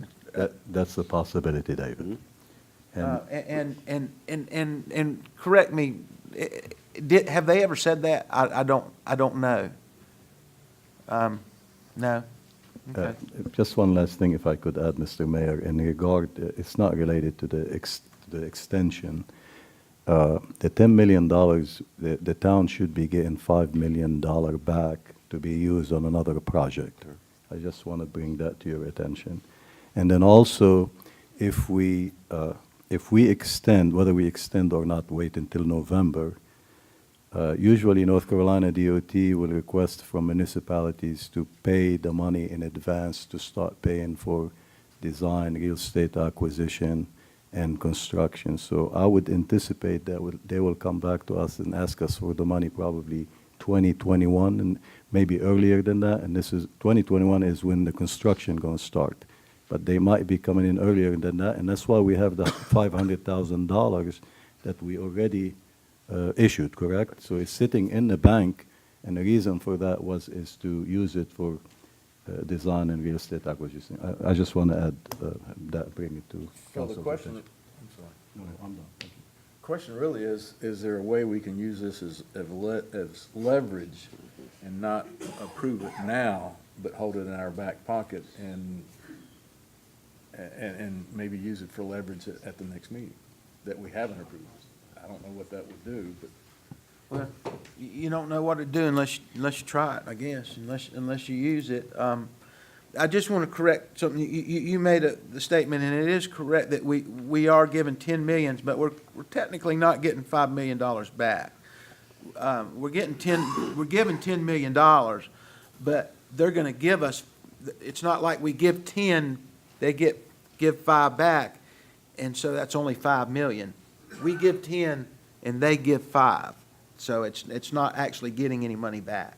Right. It's Correct. The So- 5 so million we're will not be. getting any of our money back. We're just getting $5 million of free work, basically, is That's what correct. what you're That's saying. exactly right. Right, okay.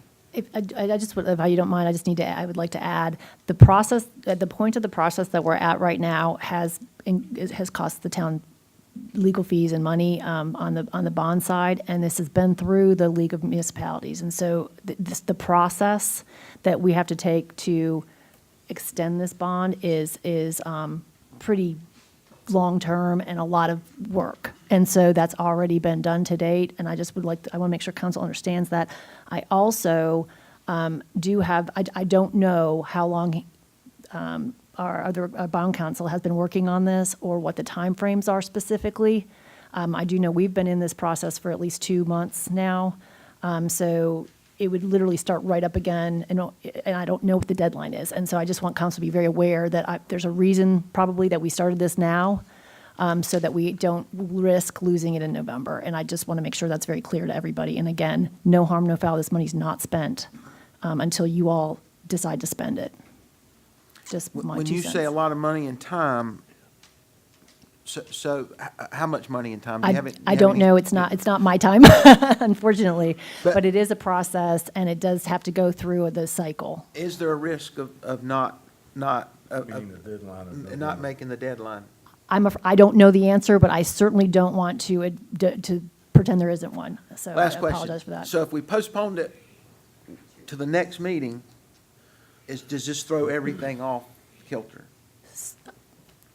I wish I could tell you. I don't know the answer. I also am not positive about, we may be able to keep the public hearing open until the next meeting and then just do the vote at the next meeting. So probably the safest bet would be able to just table or continue the public hearing until the next meeting, which is August, Kathy? The 26th of July. Oh, it's early July July. 24th. There, so July 24th, and we might be able to get some more information at that point. So if we can postpone it maybe one meeting, then without, because to be honest with you, I don't want to risk losing it. Yeah, and that's what I just wanted everyone to be aware of. I don't know an answer for you on that, but I just want to raise the fact that there may be a risk. Mr. Sadik, may I make a comment? Of course. When the previous Councilmember Savoy explained all of this, was the $10 million committed to NCOD for the work they've already started and the progress they've already made? Are we committed for that money? For the widening and the That's a good point, expansion? and something I don't know. Have we not used any of that? No, we couldn't have used it if we hadn't got it, but we have used money for the road, though, somewhere along, have we not? No, not that I know. No? We only Because I was under that we have used money for portion of, we only issued bonds for $500,000. well, $500,000. So there's $500,000 that Sitting we're, in But the not bank. this bond, right? oh, you put it in the bank? Not this bond. We haven't issued any money out of this bond yet. Out of this $10 million bond? But that's what's in the bank. That's what's in the bank. Right. So explain that, Jim, if you would. So we got. Already used As the attorney said, it goes back to 2011, but early on, 500,000 was drawn down. We are paying debt service on it. That money sits in our bank account, it's in part of our fund balance. Has never been touched. That 500,000 is sitting in a interest-earning instrument right now. So right now, we're talking 9.5 million is what's out there on the table. 500,000 has been drawn down, and I think the idea Pat and I talked about this was probably for design, but it hasn't been touched yet. That's what I thought it had been used for. And does that affect anything that we've used $500,000 of it? Still, You don't- because we can pay it back? That's right, you can pay back, and there's no obligation to pull all of the bond money down, ever. So, but you do have to pay back on the terms, the bond terms.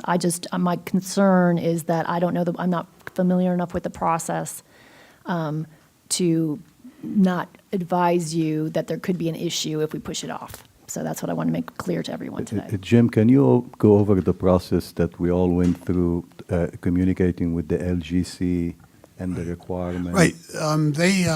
We first got involved in this, as Karen said, about 2 months ago. It went through the LGC, I believe, at their June 5th meeting. They asked for a written letter from us, and basically we had to say why we're asking for the extension. And we basically said, based on the economy and et cetera, they said, no problem. So at the June 5th meeting, the LGC approved our request. And then. And when did you originally ask for it? It was at their June 5th meeting, David. All right, okay, no, but when did you, okay, go ahead. About 2 months ago, we started the process. It got on their June 5th meeting. They passed it, and they said, fine. They asked for something in writing from us for both bonds. They were both to expire in November. Our park bond will be expiring in November of 19, so that comes on next year. So we didn't worry about that right now. But at their June 5th meeting, the LGC approved our ability to extend for another 3 years. And now the clerk's been assisting me. This is now procedure to go through. And as Karen said, there are some deadlines. I'm sure I could dig those out. But this basically gives us the ability to go another 3 years. No commitment. If the 3 years comes and goes, if we decide not to take the money down, as Karen said, it expires. And Well, do you have any professional opinion on just your opinion Yeah. on what we should do? Is it, the Right. dangers of doing it one way or another way? my opinion would be, again, there's no commitment. My opinion would take the 3-year extension, still not committing to doing anything. It just gives us the ability to be involved. Money's still available. As far as the attorney's time, they don't charge us anything. Basically, what they do, they bank their time, Karen. He'll make his money when we draw the money down. So we have a bond attorney doing some work for us, and they don't bill us until we decide to draw the money down. They call it soft costs of the borrowing. But my recommendation would be to go forward, give ourselves the 3-year option.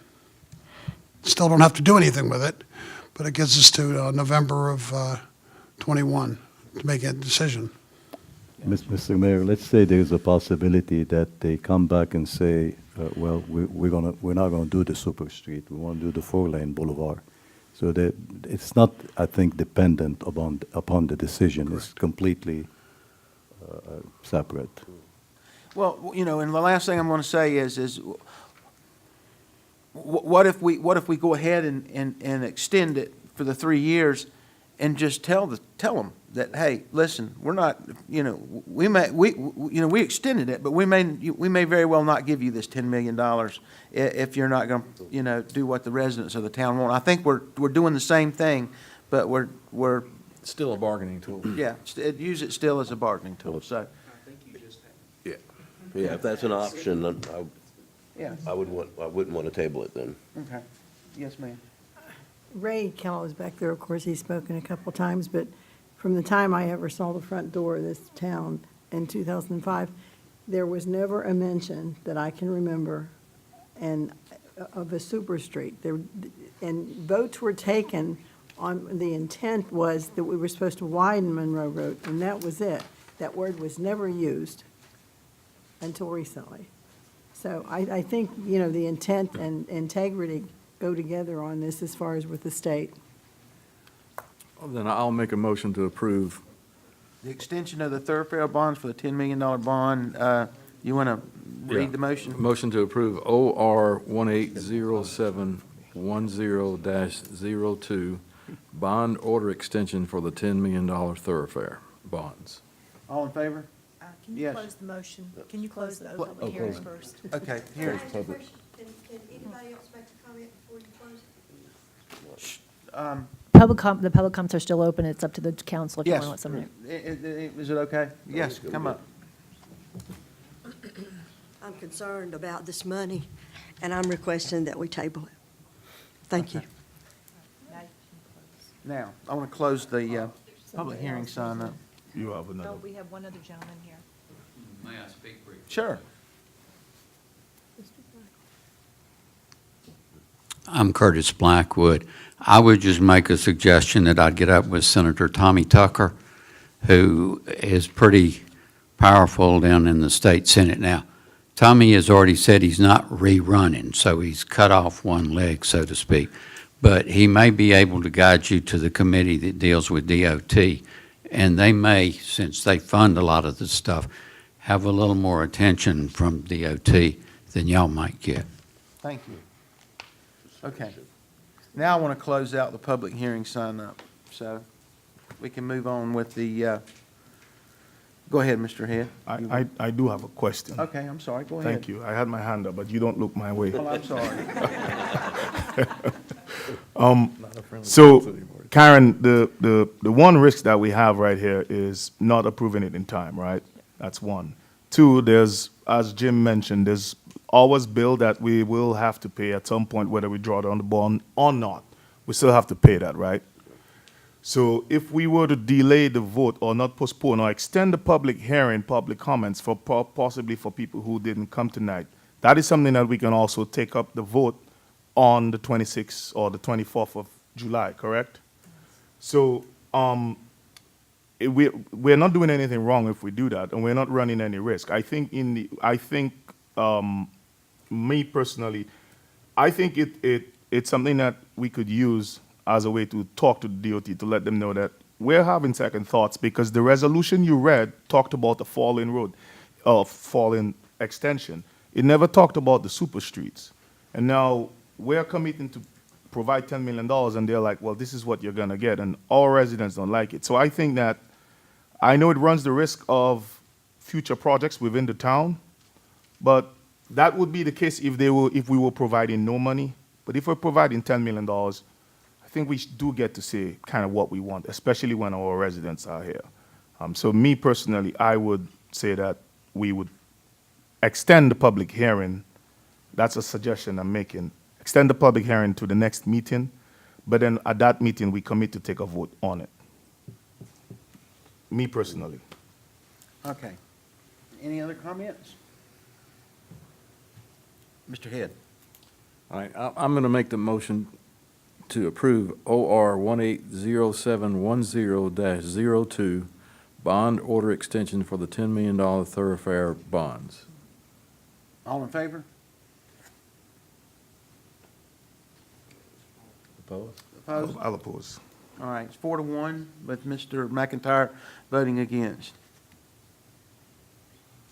And again, I think we can still do the same thing that we're going to do with or without. I mean, we're going to, anyway, moving on to the zoning amendment.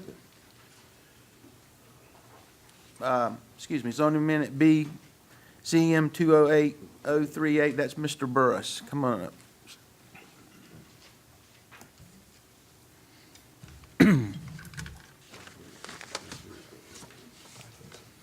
Good evening, Mr. Mayor Pro Tem, members of council. Pleasure to be before you. Rox Burhans with the Indian Trail Planning Department.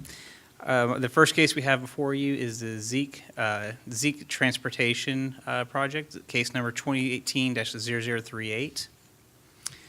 The request before you, the applicant is Mr. Sergey Zeke. His proposal is to rezone 8 parcels totaling 1.9 acres, which are currently zoned single-family residential, and to rezone those to light industrial.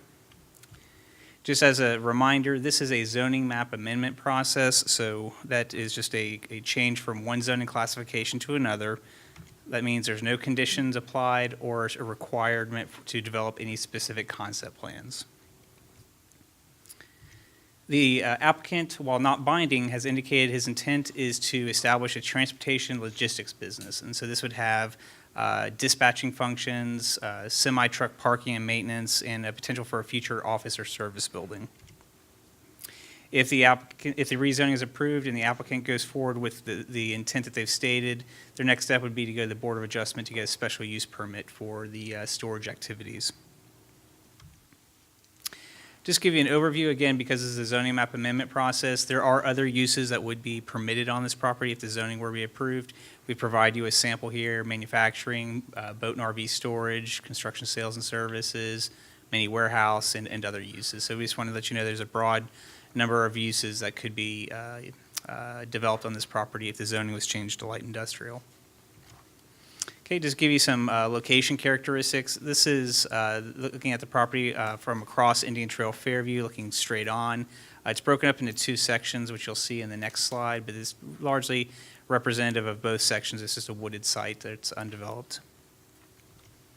Okay, in terms of just getting you oriented in terms of location, the main road that you see there is Indian Trail Fairview Road, with Yonts Road being kind of a key intersection for it.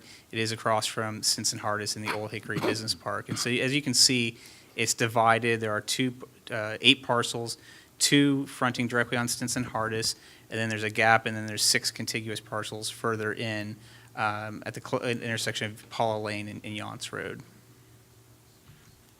So just to give you also, looking at surrounding zoning, here's a similar map, but just with the zoning shown.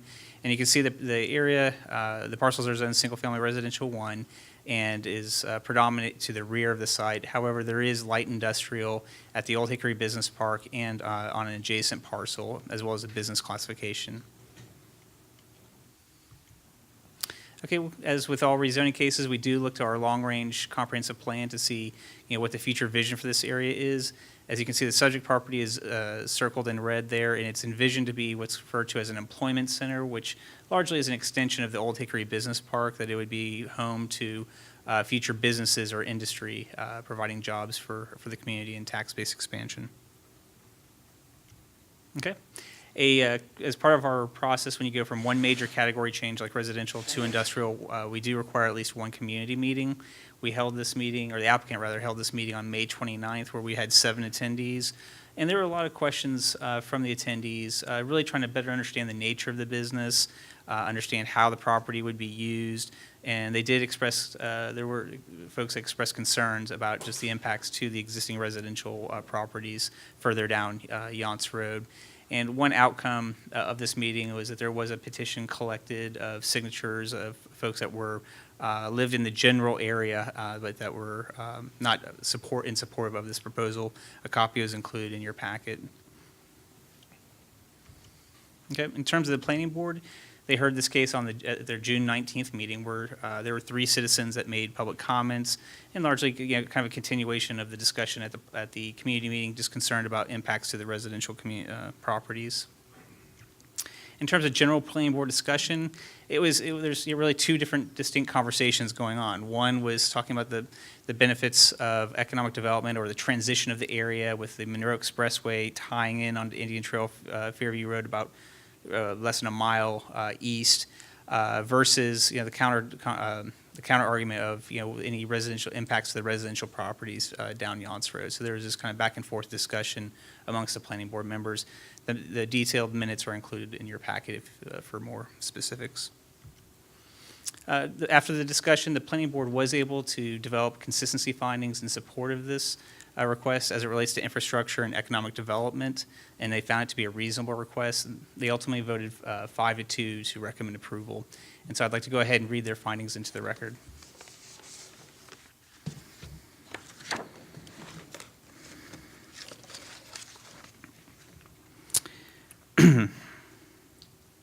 Development in this area would result in an expansion to the public street system into an area where there has not yet been constructed. This would help spur future development in the area that has largely remained undeveloped within the town limits. Rezoning these parcels to light industrial classification will provide additional opportunities for business development, which will help further balance the Indian Trail tax base. The rezoning is a reasonable request and is in the public interest because it promotes the goals of the Indian Trail Comprehensive Plan in the areas of infrastructure and economic development. It is consistent with the adopted plans within the town of Indian Trail. So now, after having read the findings into the record, I'm going to ask that you receive any public comments, and then the report that I've also kind of presented tonight, and then ultimately, the standard with all of our rezonings, reach a final decision using a two-step process, approving the consistency findings as I've read into the record or as you wish to modify, and then ultimately reaching a final decision to approve as presented, approve with modifications, deny, or request more information from myself or the applicant. I do know that there are some folks that have signed up to speak to this item, and I do know the applicant wishes also to share a few words with the council. So I'll make myself available for any questions before public comments start. Yes, sir. Can you go back to the map? Okay, right here. So you've outlined 8 parcels in red. That's what we're voting on. That is correct. So, and the applicant owns these 8 parcels? The entity East-West Investments, yes, that the applicant is representative of. Okay. The 3 parcels in between, who owns those? Not the applicant. Okay. Question? To your right? No, I was waiting to see if he had another question, but go ahead. The three parcels that are not part of this rezoning request, what's on there now? Are they just wooded lots? That is correct. I believe they're just wooded, but they are, if you look at the next slide, they are yellow zoned residential. All right, can you go back to the prior slide 1 second? Yes. So in proximity to these, it's really just wooded lots. They're 1069, 77, 78, all these to the back there. All right. Thank you. Yes, sir. Rox, I'm assuming that's a business that's on the left-hand corner right there, correct? That is correct. And at one time, was that zone residential? It may very well. So I would assume it was residential at That- one that- time and had to be rezoned. Yeah, at one time, this whole area was zoned residential, yes. Okay. But there are no houses in that square. Now, where, okay, if you back up, I'm assuming there's a street behind it? Are those houses back there, right behind it? I'm able to, 69, 68, 67, 66? You see that right there? Yeah.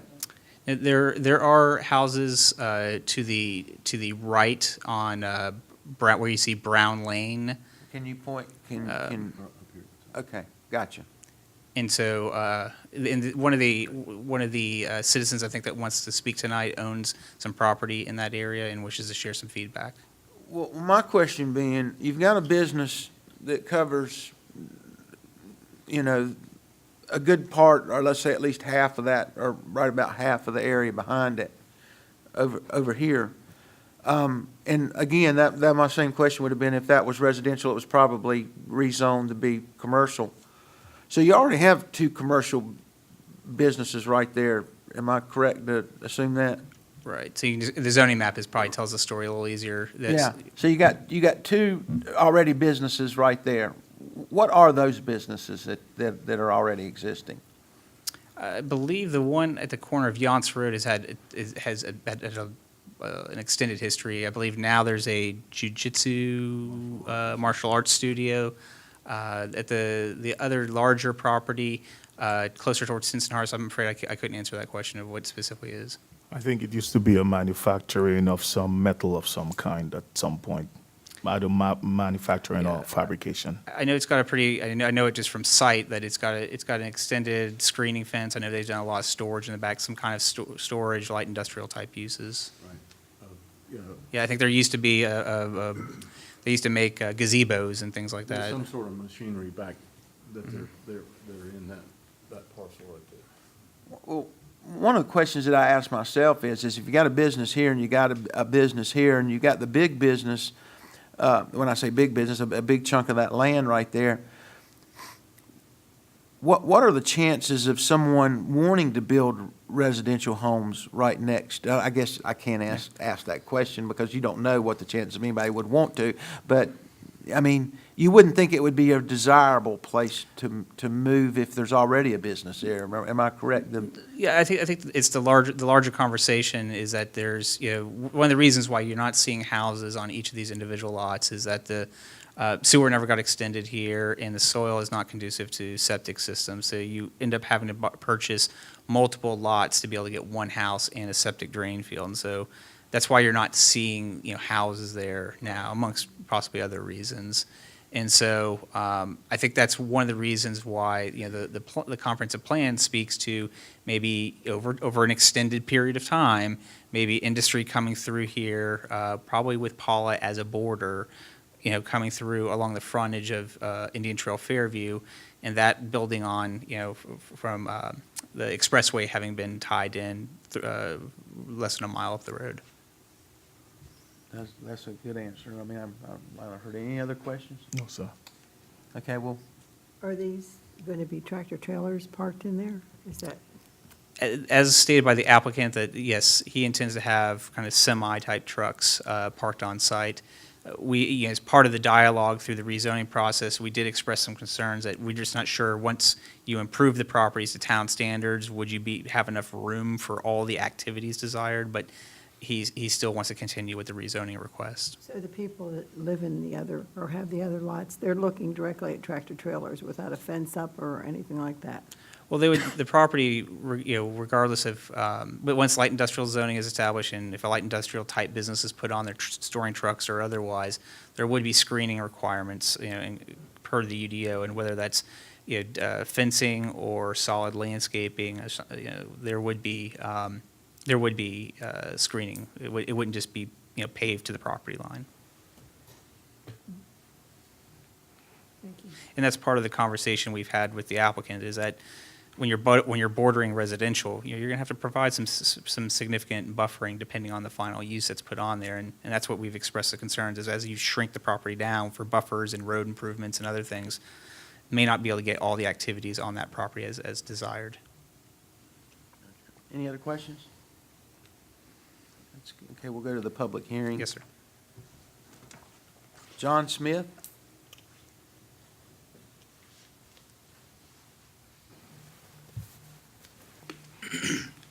I'm John Smith, and I live at 1900 Kimway Drive in Matthews. 30-plus years ago, my father-in-law bought 3 lots on Brown Road. It's just below where the business is right now. That's got trailers parked in it, flatbed trailers, backhoes, and this type of thing, which they use as a storage. I don't know how familiar you are with Brown Road, but there's about 3 trailers as you go into, and it stops. No road, no water, no power, and no road. It's grew up. Only thing it's used for is trash dump. Go out there and look at it. Trash all through there. So right now, the property is useless. The way it's zoned, with no utilities to it. And I'm still paying taxes on it. Just like throwing money in the ocean, because it's useless unless something is done. That thing was developed 30, 40 years ago, laid off in small lots for trailers. And I don't think y'all are too hip on trailers anymore. So something has to be done in evaluating and zoning of that property. Thank you. Avery Norris? Good evening. I'm Avery Norris. I'm at 2507 Yonts Road, which is a 1/10 of a mile the other side of Paula Lane. Paula Lane is not a through street into this proposed property. Neither is the road on the other side.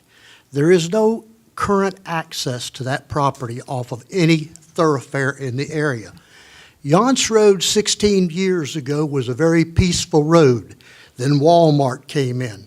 Then all of the other subdivisions down on Indian Trail, Waxhaw. Now you've got a charter school down there. When that charter school at 8 o'clock in the morning or 3 in the afternoon, you cannot get in or out of my driveway. The traffic backs up more than a quarter of a mile in each direction. In addition, when they talk about the charter school not impacting, come around 3 o'clock when the charter school's trying to pick their kids up and Metrolina Christian Academy is letting out over at the First Baptist Church. They mostly come down Paula Lane and right onto Yonts Road. Also, this Yonts is used as a cut-through to get to those subdivisions, and we get, approximately 20 or more semis a day going to Walmart, cutting over to the business park, or using it to bypass 74 to go somewhere.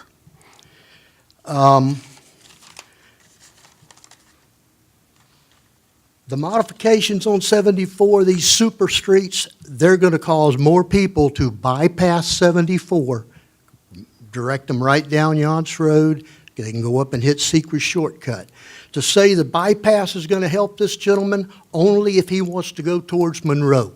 The bypass does not get him into uptown Charlotte, as was commented by at the last meeting. It ends at Stallings Road, before Stallings, and that does not get you to uptown Charlotte. Also, there's a big vacant lot on Yonts Road that fronts Yonts Road. It was recently purchased by the First Baptist Church. Their intention, as they've notified their parishioners, is to put youth facilities in that area, and they're going to be coming looking for an access onto Yonts Road as well, because they also would like to close off part of Paula, which is another situation altogether. You've already mentioned the other items I had on my list. I thank you for your time. Curtis Blackwood.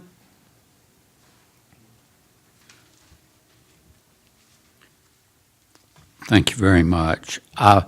I'm here because I'm very concerned about the proposal to rezone this. I brought some petitions. I wasn't sure you got them. And those signatures represent 90 to 95% of the people that live within a reasonable distance of the proposed change. We happen to have felt that Indian Trail was a nice place, and starting 30-some years ago, we invested in several properties around Indian Trail. I'd almost like to see you, and I'm sorry I didn't bring a video, of what a really nice little street that is back there.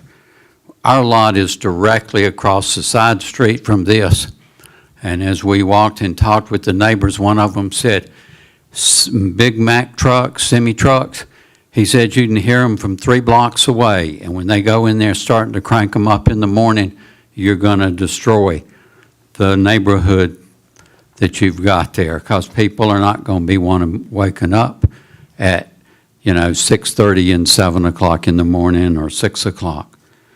I have one lady that's lived there for 30 years.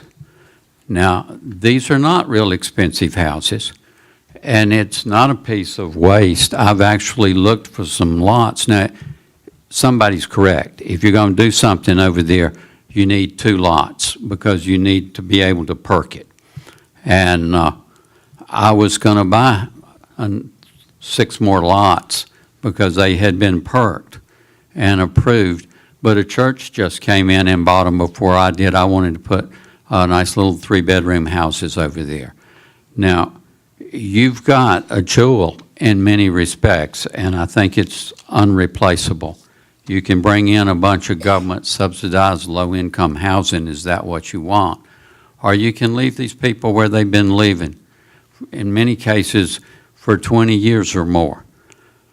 But why do you want, look at your sheriff's records. You don't send police over there to this area.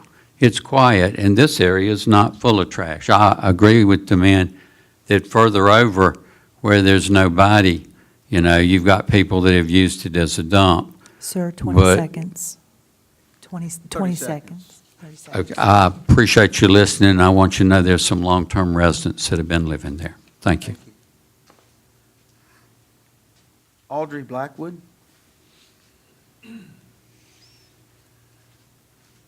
I live at the same address as my husband in Waxhaw, and we've owned the property there in question. If you open the papers that we've given, the page after, the page after the list of petitioners is the original map or picture of the lots as designated by Sergei Zietz for an entrance from yachts onto his property showing parking places, no building whatsoever. All right, my concern is my property is on light and oranged, okay? That's the purpose for that. Today, in going to the board to find out if anything new was said since I was last attending the meeting, which was the original meeting on May 22nd, I found the paper from April 25th with the original intention of the property to be a place for transportation, a shop to do repairs and equipment. And on May 29th, when we went to the open meeting, 4:30 to 6:30, something was stated that we never heard because we were the last person commenting on here, and that would be the next page. The applicant mentioned tractor trailers with a cab on it would be 45 to 53 long, maybe parking 8 to 10 trucks with a cab on that property. And I looked at the map, but today's map showed an entirely different picture. Because I did ask about burns, I did ask about trees, I did ask about noise. Paula Lane's undeveloped right now. This line goes to Metro Is. The new picture drawing is really quite offensive because if you notice, the burns have dropped away, a large building is now in the center, and if you look, no tractor-trailer truck is going to go into the entrance directly from Yonce and make a U-turn to go around that building. It's going to have to come in Paula Lane and go in. The rest of the story is I went and had topo map going because I know all the rain that falls down Woodlawn Lane on my properties that are on both sides of the street in Orange runs in one direction at a very high rate of fall in the rainy days. And in this map, it shows that the property above Sergei's that he's going to develop has a landfall of 674, and the last property I have is 664. That's a 10-foot drop in a very short time. Denude the trees, take them out. They now hold water and root systems absorb it. They're not going to be there. He mentioned gravel only. I can't imagine a tractor trailer pulling off Yachts Road with any speed at all onto gravel. So it's probably going to be paved, and paved by who? I did have a small conversation with Sergei, who called me when I did not make the planning meeting. 30 seconds. And he basically offered me to meet him for coffee. He'd like to give me some land. And I said no to that. I couldn't do that and go do a petition. And he said, well, Paula Lane doesn't have to be developed all the way through. And I said, sir, you don't own Paula Lane. You cannot bargain with that to him. It's not yours to give away. But now you can see that my tenants here will lose, I think they would strongly lose their septic systems. And that takes away the entire value of what we own if they can't any longer use it. So I consider a no to this vote with careful consideration of what you're doing.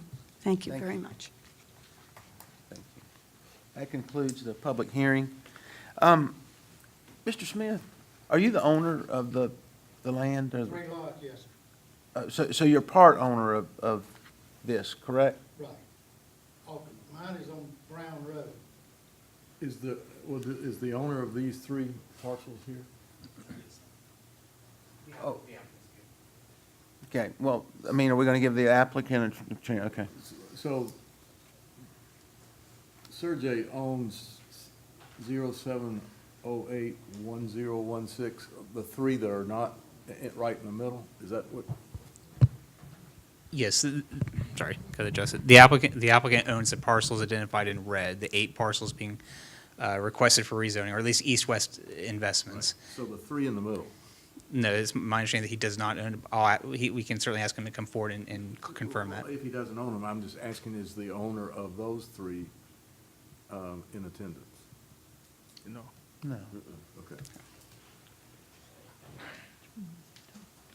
Okay. Well, can we have the applicant come up and speak?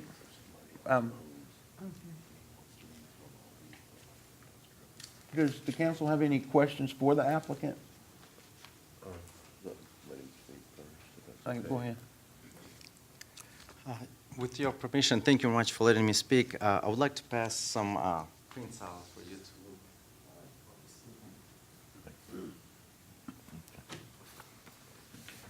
look.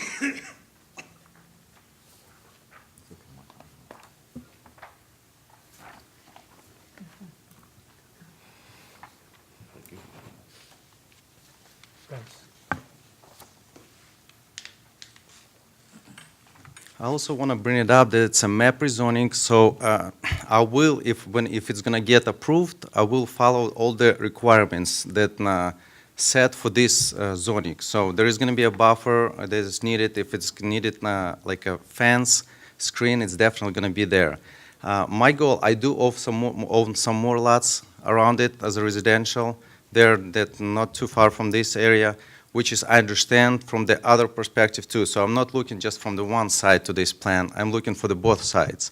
So because if I'm in future want to build some houses on other lots, I want to make sure that it's not going to destroy my value of the other lots too. So I want to bring it up that if you look at the printout that I sent it to you, and the petition signed out by 21 people. And I just want to do a quick summary of that. 21 persons signed the petition. It's interesting that 10 of these, on this petition, 10 of them, 9 of them are owners of the lots with the spouses who signed the petition. 8 of them are renters. And some of them are renters are signed the petition also. I don't know how that's affected. And one person that signed the petition, and he put the address that doesn't belong even to him. The name doesn't match the tax record at all, and the address doesn't match. So, I mean, if you live at the property and you don't know your own address, that's some kind of fishy. So I think, I don't know, but who knows if its petition was even forged. But I don't want to fight. I want to make sure that we have friends there.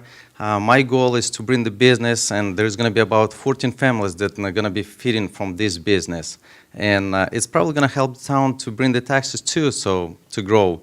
And so I think it's good for the town, and I will definitely follow all the rules that town has for it, and I'll accept all the yes or no, maybe, from the towns. So if you have any questions, I'm willing to answer. Jerry? Yeah, the 3 properties in the middle there, have you attempted to purchase those properties? Yes, I did. I did, and they say no. They inherited those, they received those properties from the long time ago, and the lady that owns 2 of the properties, she said no at all. She doesn't want to sell it. She doesn't want to do anything with it. She just want to keep it. I don't know what is the purpose of it, and I did offer good some amount of money for it, but she decided not to sell it.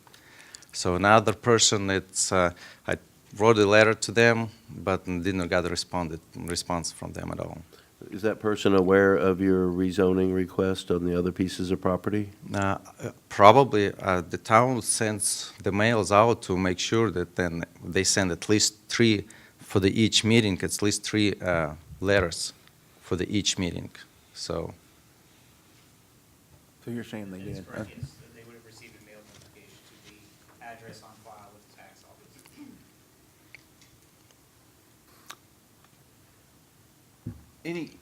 What business are you in now? What do you do? I'm in transportation business and a construction business. This is for the transportation business. So the transportation, it's a long-haul business. So what it is, it's my goal, I was planning to bring the tractor and trailers and park there because it's land there, so, and it's have the, so I can do like a, not a storage, but to park so the trucks can sit there in secure area over the weekend when the drivers are home. And it's, like I said, it's over-the-road trucking business, so the drivers leave for the 10 days, 7 to 10 days on the road, and then they come back, they want to park the truck in secure area and go home, and then come back and go back on the road. What, do you ever plan to build any kind of structure on that building? Yes, there was mention of the 2 plans. The one with the parking lot, and another one was the building. When we talked about it, there was 2 phases, and I believe I gave it on the last meeting. I gave it. There is 2 phases. My dream is to build a nice building there later on, like an office dispatch building. Yeah, I do have it. I'm not sure if I have all of them, because last time we did gave it out something like this. It was stapled, phase 1 and phase 2. And I was planning to build a building there so we can have a dispatch office there and a small like a shop so we can keep extra parts just in case we need to do like a very minor repairs on the trucks. Well, I have a question too.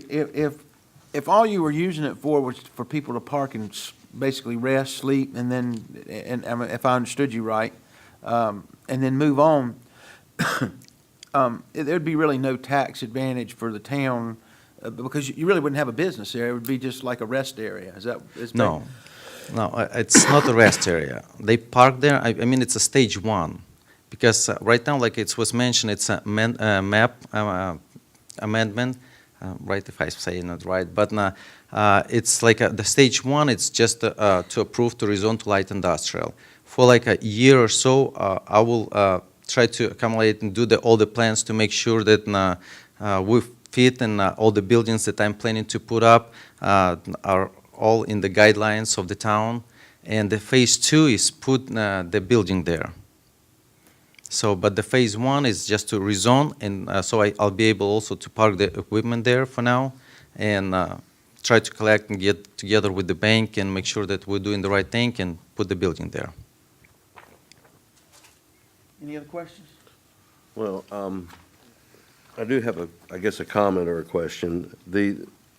If we allow the rezoning to light industrial, even though the stated intent is, you know, a parking lot for trucks, anything could be put there, correct? Anything permitted in the light industrial district. And what does that include again?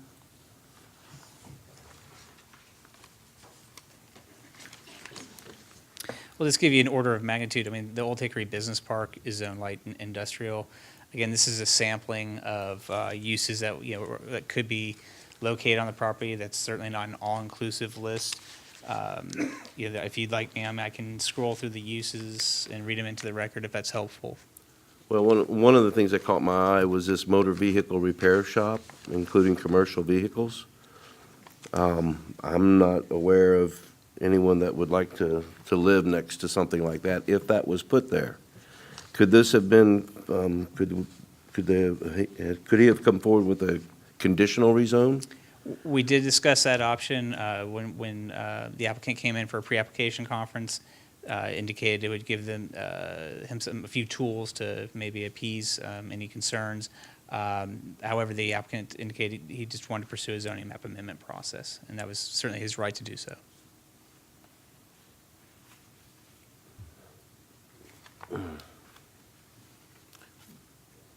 Well, myself, I would feel more comfortable with the conditional rezone, because, you know, these neighbors, anything could be put there under just a light industrial.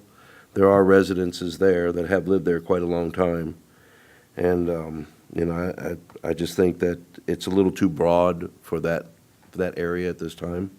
I would have been, myself, I think a conditional rezone would have been more favorable to really hone in on the use there versus just it being wide open. So I can understand the residents' concern as a, you know, ever-changing project that isn't clearly defined, as much as I'd like to see it. Any other questions?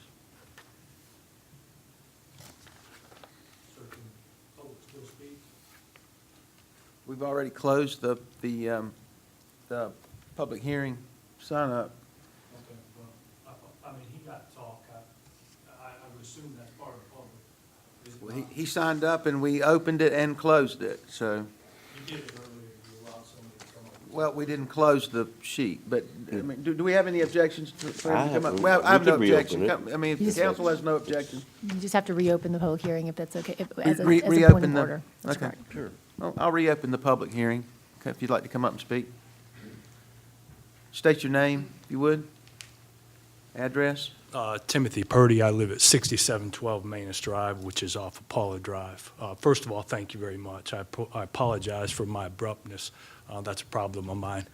I think I'll touch on a couple of things that you all said, and you said earlier about DOT coming together, not with something hidden. Obviously, that's what's happening here. He's coming together, not a full plan. He's giving us something half, you know, and if you look at the lots, it's broken up. What's going to happen there is he is not going to be able to accomplish what he's going to be able to, wants to, his dream. So we're the ones that are going to struggle there with the eyesores and everything that impacts us there. I think, I mean, we all want to see businesses thrive in this, in Indian Trail, but I guess we want to look at what types of businesses we're bringing into that specific area. You're bringing in 18-wheelers on Yance Road, right there at Paula. Those roads cannot support that. Over time and time again, those roads are going to get deteriorated. Coming in off of Paula Drive, if you all know that area, Metrolina Christian Academy and First Baptist Church is there. The traffic that comes onto that road off of Yance, and now you're going to add 18-wheelers. How is he going to accomplish what he's going to accomplish with 2 lots off of Indian Trail Fairview and those 6 lots off of Yance Road?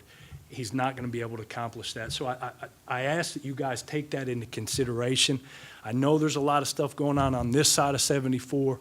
Don't forget us on the other side of 74. Those are small residential homes. It's people that have been there for several years, and it's people that can't afford bigger homes. So I just ask that you take that into consideration as you move forward on this vote. I think it's a great idea possibly for a conditional rezoning, but we cannot get a full picture of what's going on here because he's not supplying that. Again, Mayor, I appreciate you reopening that, letting me talk. Thank you very much. Thank you. All right, Close comments. we'll close the public hearing comments again. And I guess we're ready to take a vote. Well, I wanted to say a couple other things. One of the things I didn't consider when about this early on is if you have 8 or 10 trucks sitting there idling, typical diesel tractors. I know that, well, my wife, she works over at a convenience store, and they have some diesel tractors parked right there in close proximity, they're not even 100 feet away. And when they crank those up to warm them up for the 10 or 15 minutes that it takes, it about chokes them. Now, that's a concern that I do have for these residences as well. I don't know how you could mitigate that right in that area.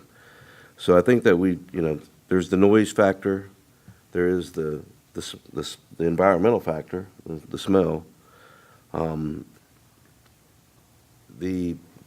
What was presented, I'm not real comfortable with. And I think that we should, there is property rights, but property rights of the people that live there. And the gentleman made a good point. Not all of us can necessarily afford to live in, certain areas. And why should those that can't afford to live in a different area be subjected to that? So I would like to suggest to you guys that we deny this motion. Thoughts? Agreeing with what you say. Well, we can take a vote on it, so, I mean, we're, Mr. Burris, are you? The only thing I would advise is if the council is wishing to entertain a motion to, disapprove this project, then you would first want to make a motion you're unable to make consistency findings in support of the proposal, and then take the second vote as a final action. Okay, so a 2-step process? Yes, sir. Still a 2-step process. For the decision, so I need someone to, number one, make a motion to vote on the required consistency findings. I'll make a motion to not approve the consistency findings as read into the record. All in favor? It's unanimous to Hello. not read it in record. Do we even need to do the motion for the second motion? You do need to make a final disapproval. Make the final decision too. So who wants to make a motion to, final decision to? I'll make a motion to deny this request. All in favor? It's unanimous. So it's we're not going to make a motion not to do it, so. Okay, that moves us to conditional zoning. Is you again, Rox, It is for the me. next one? And I would just add, just before I know we're already on to the next item, I would just add that there is still always the option that any property owner could come back in with a conditional rezoning application, that the council, I think, and some members of the public did speak to the fact that they'd be willing to look at a conditional rezoning application that has specific plan I would be and interested specific in doing treatment. that. So Absolutely agree. that is certainly still an option for any property, this property or anyone in the future that wants to reconsider doing something other than residential on this property. So I just share that with the Eloquently applicant. stated, yes, I agree with that. Okay, thank you. Thank you. Okay, so in a familiar case, I think, to many, this is a conditional rezoning 2017-0153 for a rezoning on Seacrest Shortcut Road. Okay, so brief background. The council held a public hearing on June 12th of this year. Lots of discussion, proposed 196 age-restricted single-family lots on roughly 88 acres. The council, after great discussion and taking public comments, continued the public hearing until tonight, July 10th, in order to help facilitate the applicant holding a second voluntary community meeting. The applicant followed council's direction and held that community meeting here in this building on June 29th. Unfortunately, no members of the public attended that meeting other than staff. But aside from that, the item is brought back before you for your final consideration. And so we'd like you to receive this information and any public comments, and then ultimately approve the consistency findings that we have read into the record on June 12th, then ultimately reach a final decision in the same manner that you did just previously on the zoning map amendment. And I'll make myself available for any questions, as well as the applicant, Tommy Price, is here for any questions. The public hearing? The public hearing is still open, yes. And if there's any public comments, you may certainly receive those. We have Susan Miller. I'm sorry? Ms. Susan Miller in the back Okay. wants to speak in public comment.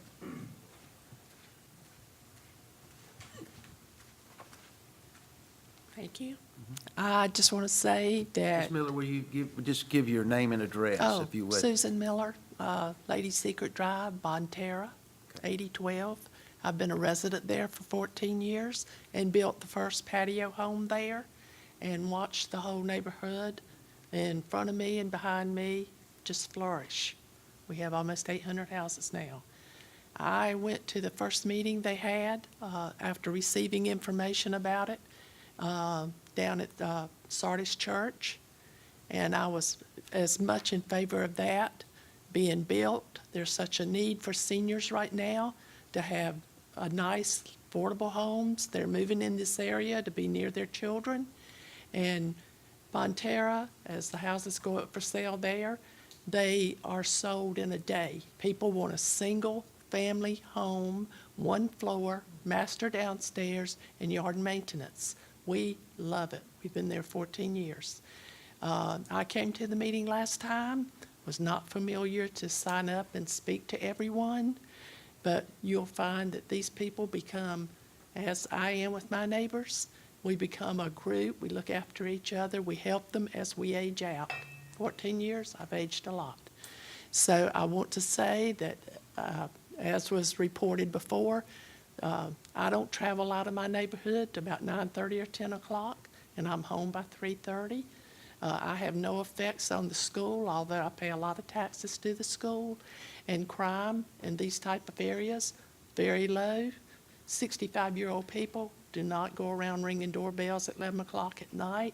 We don't egg houses. And so these neighborhoods, and when I saw the presentation of this one, it is really a cul-de-sac neighborhood. There's no cut-throughs.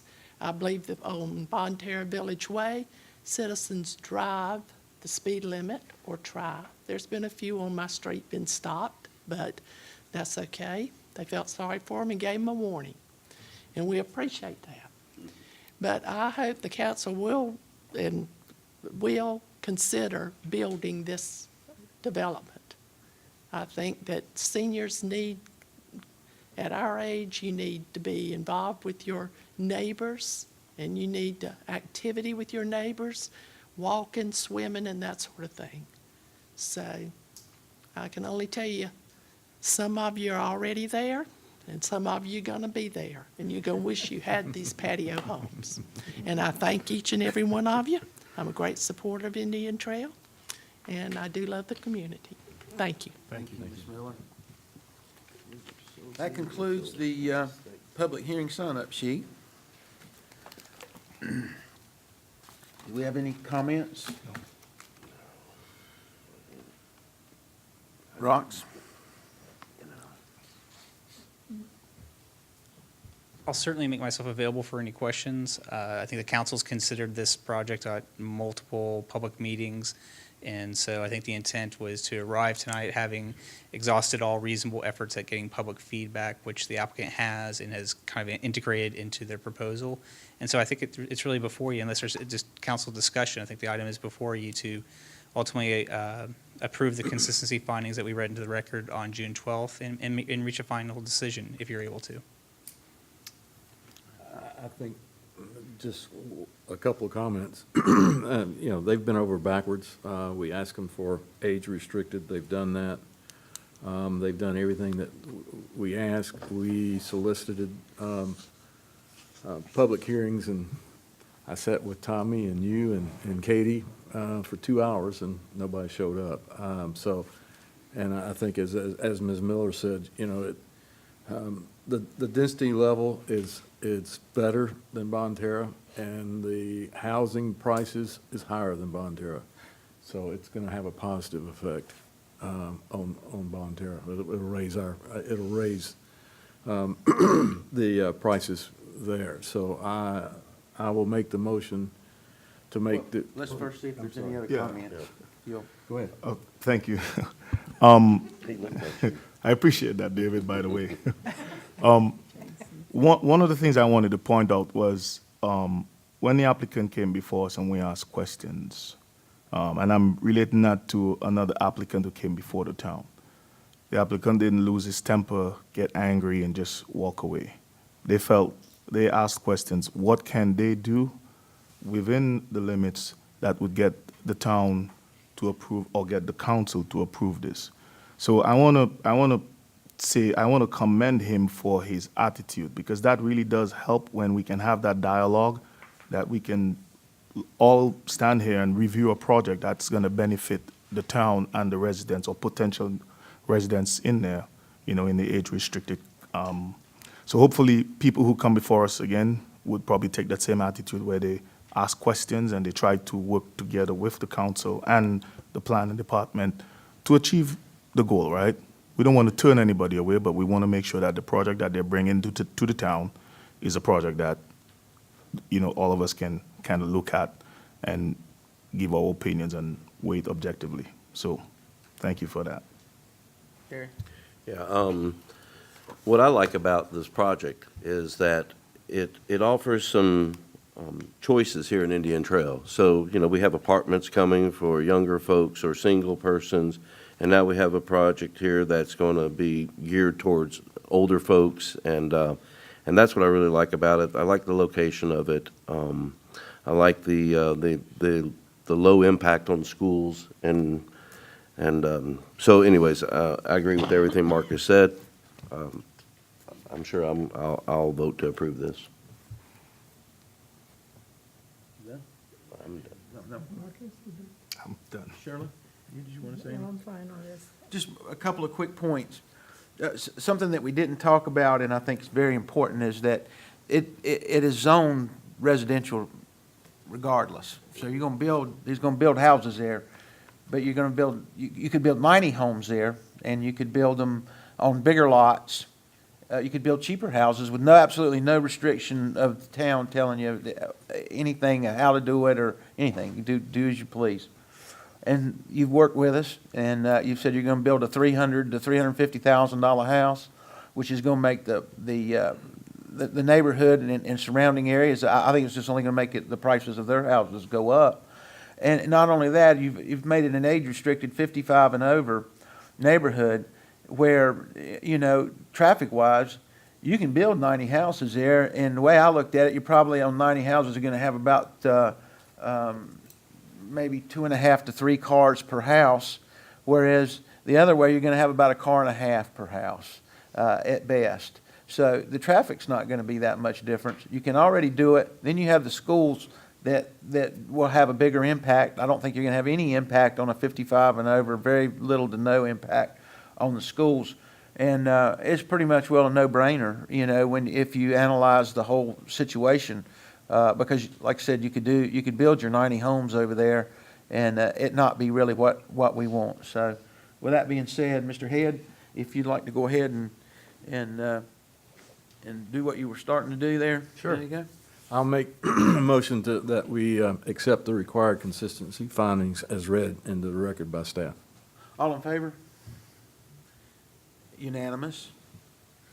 Number 2 motion, you may want to take that. Final decision to, I'll make a motion to approve as, final decision to approve as presented. all in favor? It's unanimous.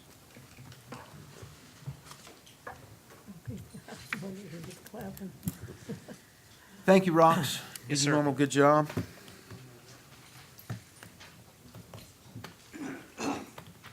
Brings us to old business, committee meeting liaison update. Do you have anything new to report? Does anybody have anything to? I have nothing. You have nothing? Nothing? I would say that we, Well, yeah, go ahead. go ahead. Well, I thought that we were going to move this update to the second meeting of the month. Meeting of the month. Last meeting. Okay, well, let's do that. We'll move it, and I'll go ahead and move it to the last meeting of the month. That sounds good to me. Okay, old business, B, Veterans Memorial Garden, final concept. Mr. Sadik? Thank you, Mr. Mayor. Just a quick update on the changes where we at. As you came in today, you could see that Adam and his staff begin construction. And shortly, he'll be meeting with the fabricator and the wall erector to go ahead and get an estimate on time and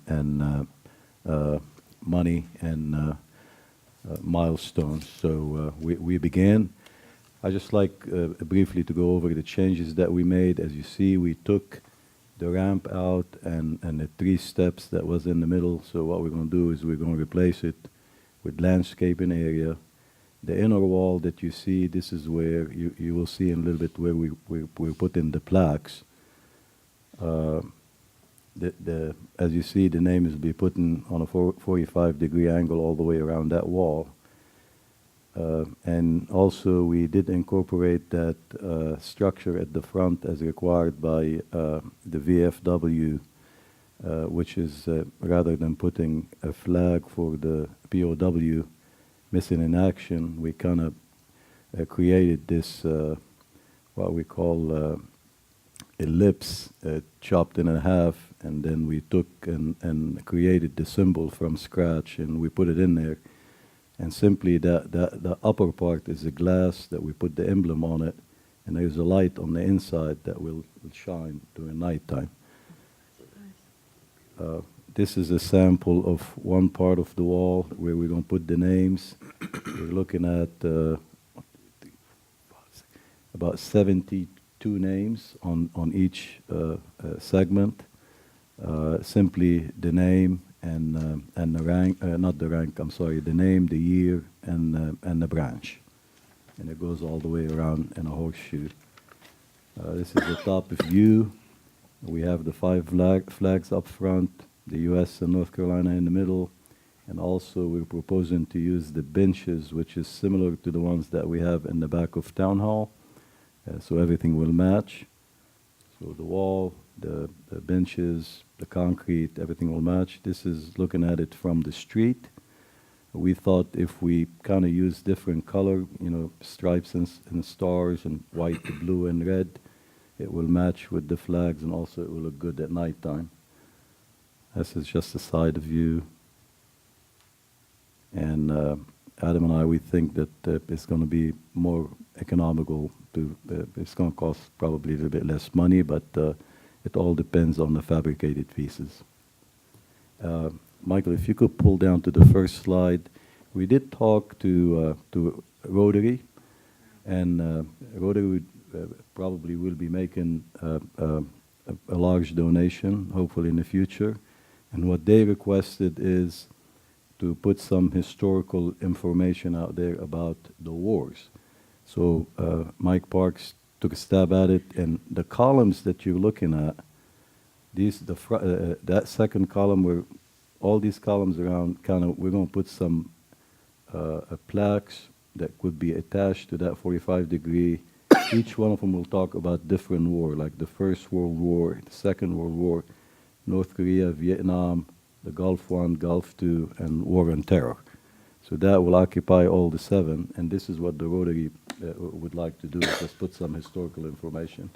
And the 2 front columns, we could use them to put large donors or big organizations. And if we want to add anything, we have plenty of space to do that. So we kind of made it more economical, easy to build, and we don't have to go before Union County to get a permit, because everything is on the ground. And Mike Wright and his staff will do the electrical too for that, so we don't have to hire an electrician to do that. Any questions from council? No, I like this. Beautiful. Very good. Thank you. Thank you, Mr. Sadik. Yes, sir. That brings us to the economic development retail. Mr. Cone, David, thank you for putting that up. Pardon me, I got a bit of a cold. So I happened to look at, going through our agenda and items and everything that we had, happened to notice this written in there, and I just wanted to make a few comments. The economic development retail, this is all the stuff that, and correct me if I'm wrong, or not if I'm wrong, just if you would, Mr. Sadik, how long have we been working on these particular projects? I would say approximately 4 to 5 weeks. And I would like just to commend council. I've done this earlier tonight, and I know we get a lot of criticism, and I'm not here to pat ourselves on the back, but when council hits a home run, they hit a home run. And I don't think we actually hit a home run with ourselves. We hit a home run when we made Gary Evans, or put Mr. Evans, a part of our economic development retail. These are all the things that he's picked up and worked on for the last 5 weeks. And, I've had the pleasure of being here 6.5, almost 7 years, and I've just never seen anything like it. And I wanted to say thank you for job well done. And, I realize that we may not get any of them. We may get 4 of them. We may get them all. I don't know. But, if you're not playing in the game, you're not going to get a hit. And you keep on doing what you're doing. And I'm very proud of the decision that the council made in bringing you on and doing what you're doing, Mr. Evans. You're doing a fantastic job. And I talked to Mr. Sadik. Mr. Sadik tells me you're in his office every day and up there looking for stuff, looking, digging, looking, going. And, I see a lot of these things on here that our town's going to move in the right direction. And you fit in with these other guys right here. You fit in real well with them, because y'all make one heck of a team, I'm telling you. And I just wanted to commend you tonight, and council, for making that decision to bring Mr. Evans on. I feel like we hit a home run, buddy. I really do. That's all I have to say on that particular topic. So let's move on to board and committee appointment for the ABC board. We have one applicant, Jennifer, sitting right here. I think we all know Jennifer. Gosh, Jennifer, is it Rehberg that you've got down there? Okay. Okay. Anyway, I think she's our only nominee. She's been interviewed by the ABC board, and I see Jim shaking his head. He's happy. So I think we need to take a vote on it now. So I'd like to, somebody want to make a motion to make I'm going to say Jennifer part of the ABC board. You want to make the motion, Mike, or you want me to do it? Go ahead. I'll make a motion that we appoint Jennifer Rayberg to the ABC board for seat number 2 with a term expiration of 3/30/21. All in favor? Unanimous. Congratulations.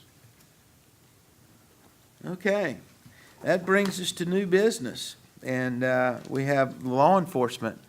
Mr. Coble, or not Mr. Coble, I should say Captain Coble. So I really thought Anthony was going to take care of this tonight for me. But he didn't. So just a couple of updates for this past week. I know I talked to David, and we've had a little bit going on around here, but just wanted to tell everybody that my tip for today from financial standpoint is invest in cell phones, because everybody wants them. On the 1st of July at 5:24 in the evening on a Sunday, Verizon Wireless had a male and a female went inside the store, and while in there, the female tried to distract the employees while the male decided to swipe a phone and break it off of the mount where it was on the display case, sounding the alarm. So one of the employees stepped in front of the door. The male that had the phone pulled out a knife, which he in turn did the stupid crook news thing of turning a larceny into an armed robbery. So at that point, he fled outside because the employee did the smart thing and got out of the way, and it's property, and we can replace property. We can't replace people. And they jumped into the car that left and fled the area. Now, the car that they were riding in, the pictures were beautiful of, that all the witnesses in the parking lot took pictures of the tag and of the car. So those were helpful for us in tracking down and identifying the folks involved in that. Then on the July 4th, we decided to have a parade here in town.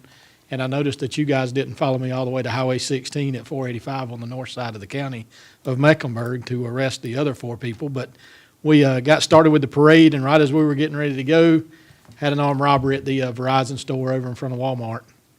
2 males entered the store with masks on, armed with guns, right at 11:25-ish in the morning.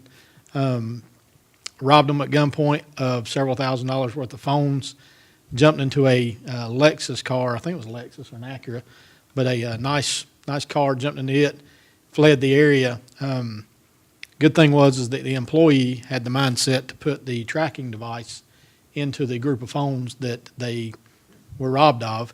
So very similar to the tracking device that you might get if you rob a bank. And this is a third-party company that these cell phone stores, some of them contract with. So at what point Captain Cody Luke, who happened to be here at the parade helping us out that day, gets a text message that a tracker device in Indian Trail has moved on a cell phone store, which means that somebody's getting robbed. So Cody got a text message really quick, and then all of a sudden we get the dispatch over there. Luckily, we had several guys that were working that day, including Cody Luke, who most of you guys are familiar with us over investigations, and Lieutenant John Gore, who's over our training bureau, and John's also the commander of the SWAT team. John had reached out to me, as did Cody, and said, hey, I'm working on the 4th of July. Do you guys need any help with the parade? And I said, you know what? All of our guys have stepped up to the plate. We've got all we need for our traffic post, but something just don't feel right this year. Just come be up around town and be close by. So John Gore was sitting over here at the library on Unionville Indian Trail Road, and Cody was up there at Post Office Drive. So they got a pretty quick response time over to the Verizon store, at which point they started tracking those phones on the getaway car. Our 2 offenders went up to Stallings Road, and then they jumped out of the car they were in and switched vehicles.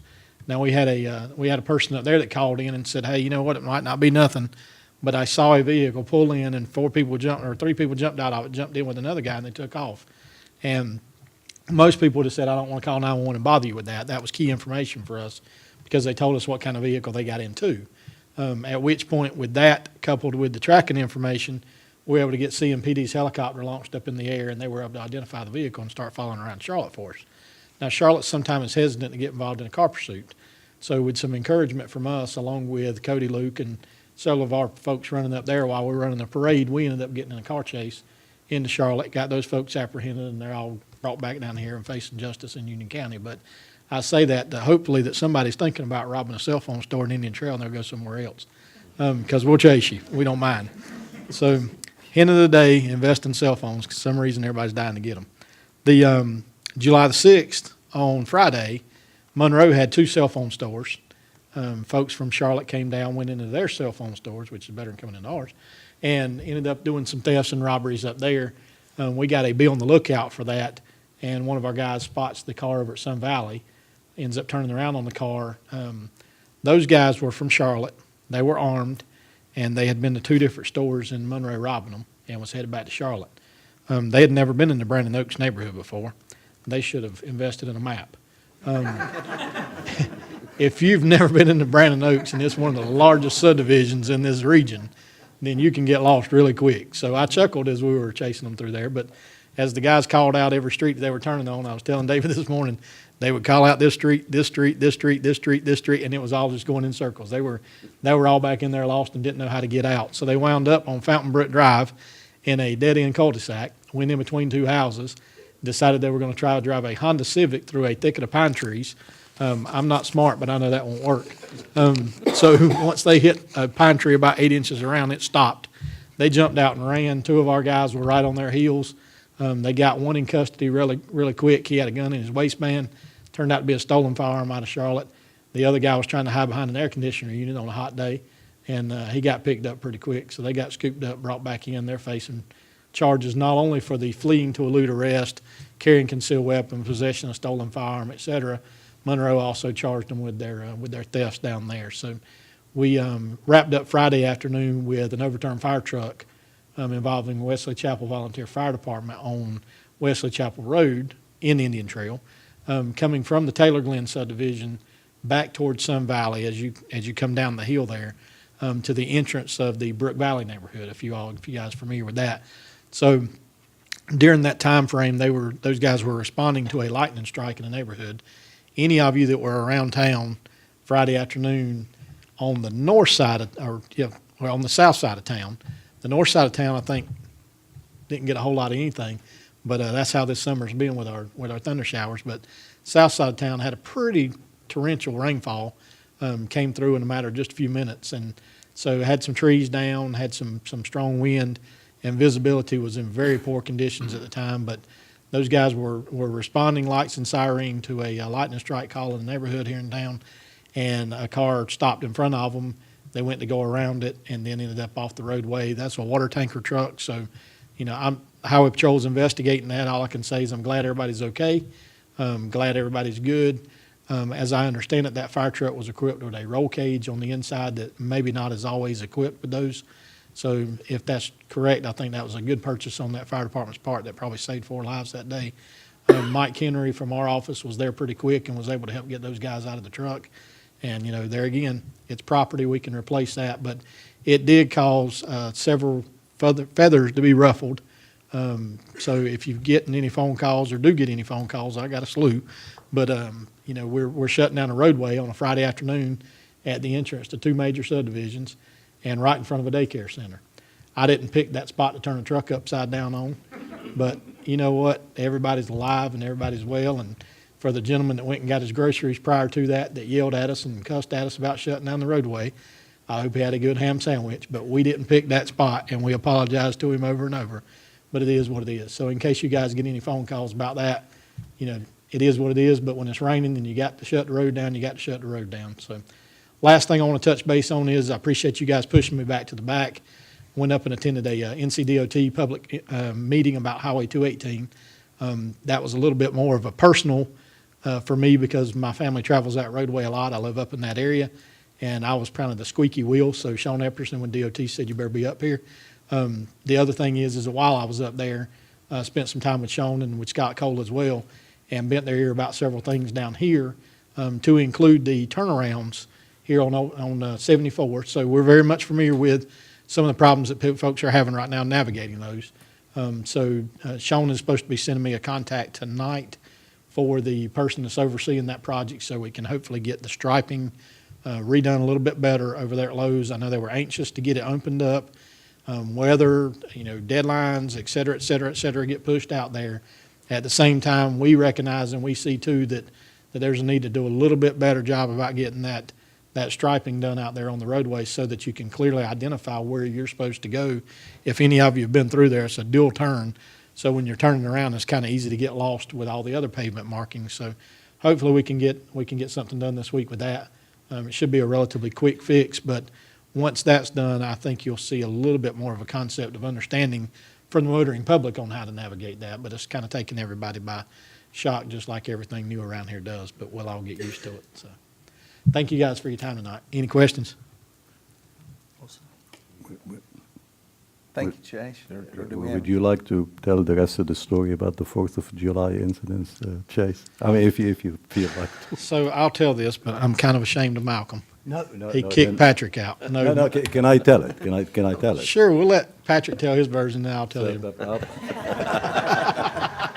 He's a big guy, yeah, I'm taking chances in here. So I decided to ride with him during the parade, so we were right there at the front of the parade, and all of a sudden he gets the call about the robbery at the Verizon store.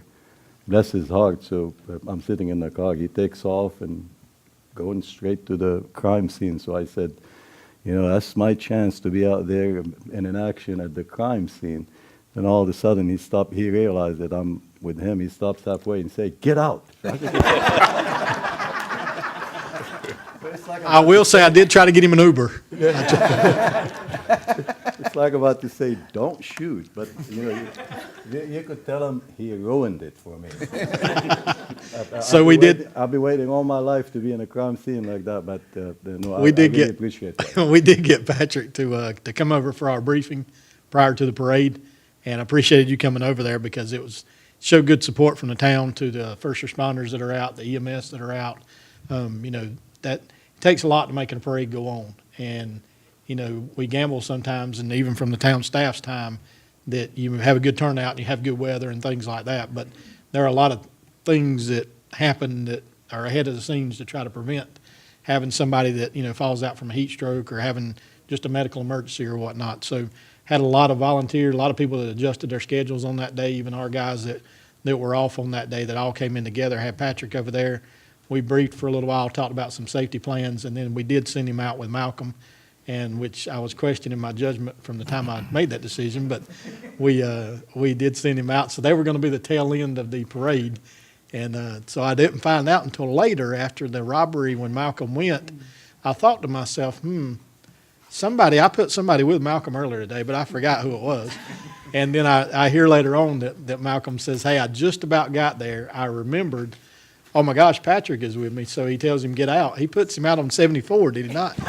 Up there at the quick oil change place beside the KFC. So he finally hitched a ride with our SWAT truck that was in the parade and rode back through part of the parade in it. But we thought we were going to have to put out a be on the lookout for Patrick with a picture. But we had a good time. So I hope everybody else at the parade had a good time too. So we always enjoy doing the parades. Great job. It's a big time for us. We like it. So thank you guys. Thank you, Chase.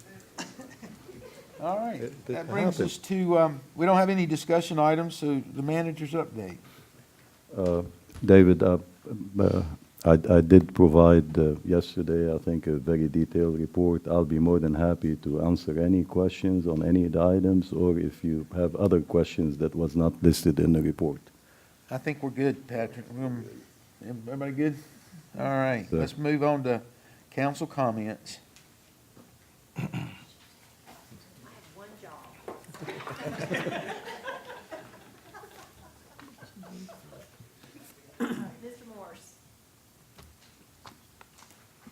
I'm going to be brief because I've talked a lot tonight and my throat's a little sore now, but just thank you everyone for coming out. And again, I don't thank the staff enough or the sheriff's department enough. Y'all did an awesome job at that parade, and with all the activity going on this week, I'm very thankful that you guys are providing our law enforcement, really do. So y'all have a good night. I'll make this short because I've talked so much in the last 2 weeks, I can't believe I'm even tired of myself. We had a little personal problem with my husband, and he asked me to thank the staff and for the phone calls, the flowers. I mean, everybody was just really nice. He went in for back surgery. That went well. Came back to the room, walked up and down the hall right away. And the next morning, when he got up, I stayed at the hospital.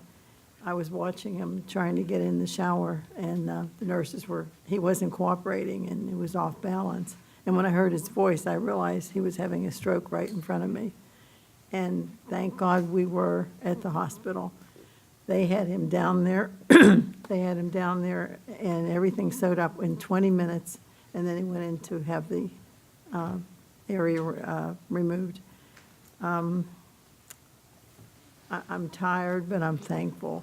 It's been a strain, but, you know, he's 81 years old, and he said he's going to come back, so we'll see. And of course, I'll bug him to death. That's the only way he's going to get away from me, when he get his driver's license, his license back, then he can go. But right now, he said he's sitting there watching the grass grow in the sunroom.